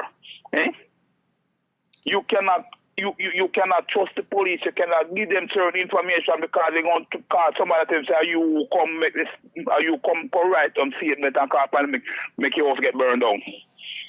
Yeah. When I hear recently about nearly 8 different police were involved in gangs in Maypen, one of them tried to flee the island and they hold on upon him. Wow. Yeah, you're touching on some deep issues there, my brother. Yeah, and then how can you make something happened to you, how can you go make a report? Welcome to these young men that are done in the police force. They're supposed to be trained when I was much smaller. And I see a man who joined the police force. He joined the police force for his dignity and for his country. True. No, these young squaddy them. You can't trust them. Aye. Yeah, you have to wonder where the corruption take place. Did it take place on the job, or we had a conversation about our people being trained and tested in the right way, so that you can weed out the ones that are not fit for that kind of service. But just a whole heap of things Go back to George, yeah. Go back to a whole lot yeah. of integrity. We have another call online, so. Well, Miss Vinette. Yes, my brother. I supposed to get an interview, from long time. I don't get it yet. All right, George. All right. Lion Heart. And let me take taxi come up here. You come there and block the gate. All right, sir. We hear you. All right. We're going to prepare it. All right. Okay. Good. Good morning. Welcome to the Morning Connection. Yeah, good morning. Good morning, Miss Lawrence. Good morning, Raspo. Yeah, Pastor, good morning. Hey, Ras, how you doing? Did you get to reach last week? I watched and see everything was going on. You were able to reach? Huh? You were able to reach the protest? No, I never bother reach a protest. Cause I'm not really sorry, so I'm not reach neither. Based on what I see, I want to go on a Denham town and all that. Okay. I just say Jamaica not really ready for certain things again. Okay. And when I look and see some Rasta and all them things there are involved in a certain thing, and with all the minister and all of them, it just look away. But anyhow, if you have a society or you have a country where people are complaining like them surprised about 4 police. Remember, when Adam's time, you used to have a man named Led Green, and the same guy that will come from England, where I'm a Shields? I'm a big businessman down here now.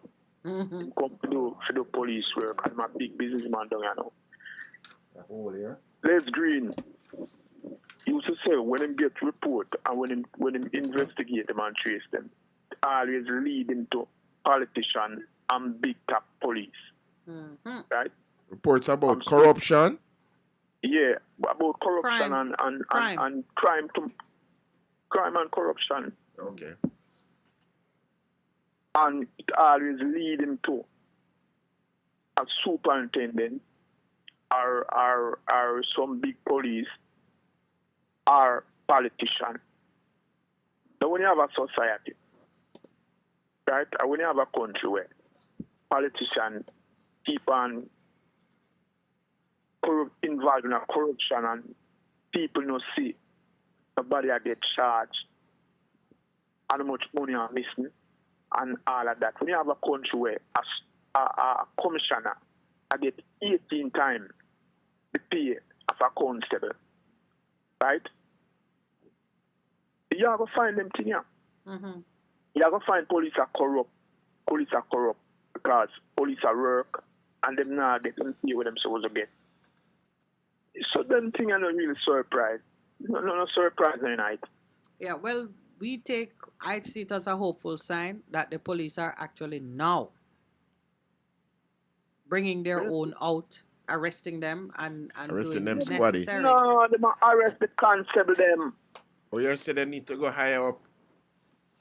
So what? Well, so if you don't go higher up, if you have a head, if you have a snake, you know, chop off the head. But any constable who is arrested like that must know that he must bring down everybody else with him. There's no honor in taking the fall for somebody else. When you say bring down everybody else with him, what do you think? When the constable talk, them leave it right there. You're constable. Don't just. It's just like when them go kill Clark uncle, Nigel Clark uncle. How you think charge? Are two private, Oh, the soldiers? None of the people who send them go kill him, they never charge him. Yeah, but you hear what I'm saying. And this is the teaching and this is the encouragement that we're giving. If you've been led astray or you were complicit in it and that was where your heart was taking you, and then you get caught and you know that your encourager, supporter, enabler is a man senior to you, blow the whistle. That's what I'm saying to people out there. Blow whistle blowing act, yeah, man. Blow the whistle. Who you think that come investigate them police then? All right, Raspal. Is that detective sergeant or a detective superintendent? The reason why I said blow the whistle, is because you have to use discernment and know who you're gonna bring into your confidence so that it don't just disappear. Yeah, but who you are gonna bring it? I sit here and see man get charged with ticket, you know, and call politician and none of them man enough. None of them. Yeah, but you know, me not think about calling politician and calling. You know, that's not my mindset. My mindset isn't to call the same people who are gonna oppress you. It's like say we don't know Jamaica. But Ras, but I tell you something. Right. We understand how Jamaica run, but the question is, if you don't begin to change it, you're not going to change. You talk about constitutional change. Who don't change That's it? what. Who don't change it? You and me. You and me. Me and you. and me. No, me and you can't change. Me and you are the police. Me and all right. Okay. All right. All right. Have another call. Bless you. You understand? Yeah, man. All right, Raspal. It is all hopeless and we're all going to die with the ship. Good morning. Welcome to the Morning Connection. Good morning. Welcome to the Morning Connection. All right, we're kind of in the final stretch in any event, so we close the lines now because that was the last call. Sorry we had to rush and leave Raspal like that, but he wasn't in a mood to be uplifting in his conversation. Our time is limited. Thank you to everyone. Lots of chatter was going on online too. Wow, Perry the Pirate is very chatty this morning. Oh, there's some. I see a lot of corn and some other things. Yeah. Oh, okay. Ranco gang out of Maypen, not a playpen. I'm a place that he says. SOS. Yeah. Let me see what else is here. Good morning to you, Mr. Reeves. Pleasant good morning to you too. I am surviving and doing well. That is me responding to you. What else we have here? I'm just doing a quick look as I say to you, thank you, online, on air. What's being shared with me here now? Oh, thank you, my dear, for reminding me. 1660, our project, please. Those who are participating in that project, just make sure we get your information in. Do I need to repeat the number? I probably do. What's the number again? 861? 876 361. 876 361 6583. 6583. Send us a WhatsApp. And then, of course, you can always email us themorningconnection@gmail.com. That one I know by heart. Reach out to us so we get your information in because we are... the rubber has already hit the road for some of our communities. And I want to be in a position to just schedule the outside broadcasts that are a part of starting the work in the various communities. We want to get our schedule going. So please remember that these are the 60 communities for change, one for each year that we have flown the flag, wanting to be a part of igniting the change that is so desperately needed in our communities. Thank you to the crew in the house and Pastor Percival. Thank you as always for being my company during the show. Whose report will you believe? Yes, whose report will you believe is the start. Just look at the authority behind the words that are spoken and reject the things that are not true and uplifting. Work with the things that you know in your spirit will bring you in alignment with your purpose.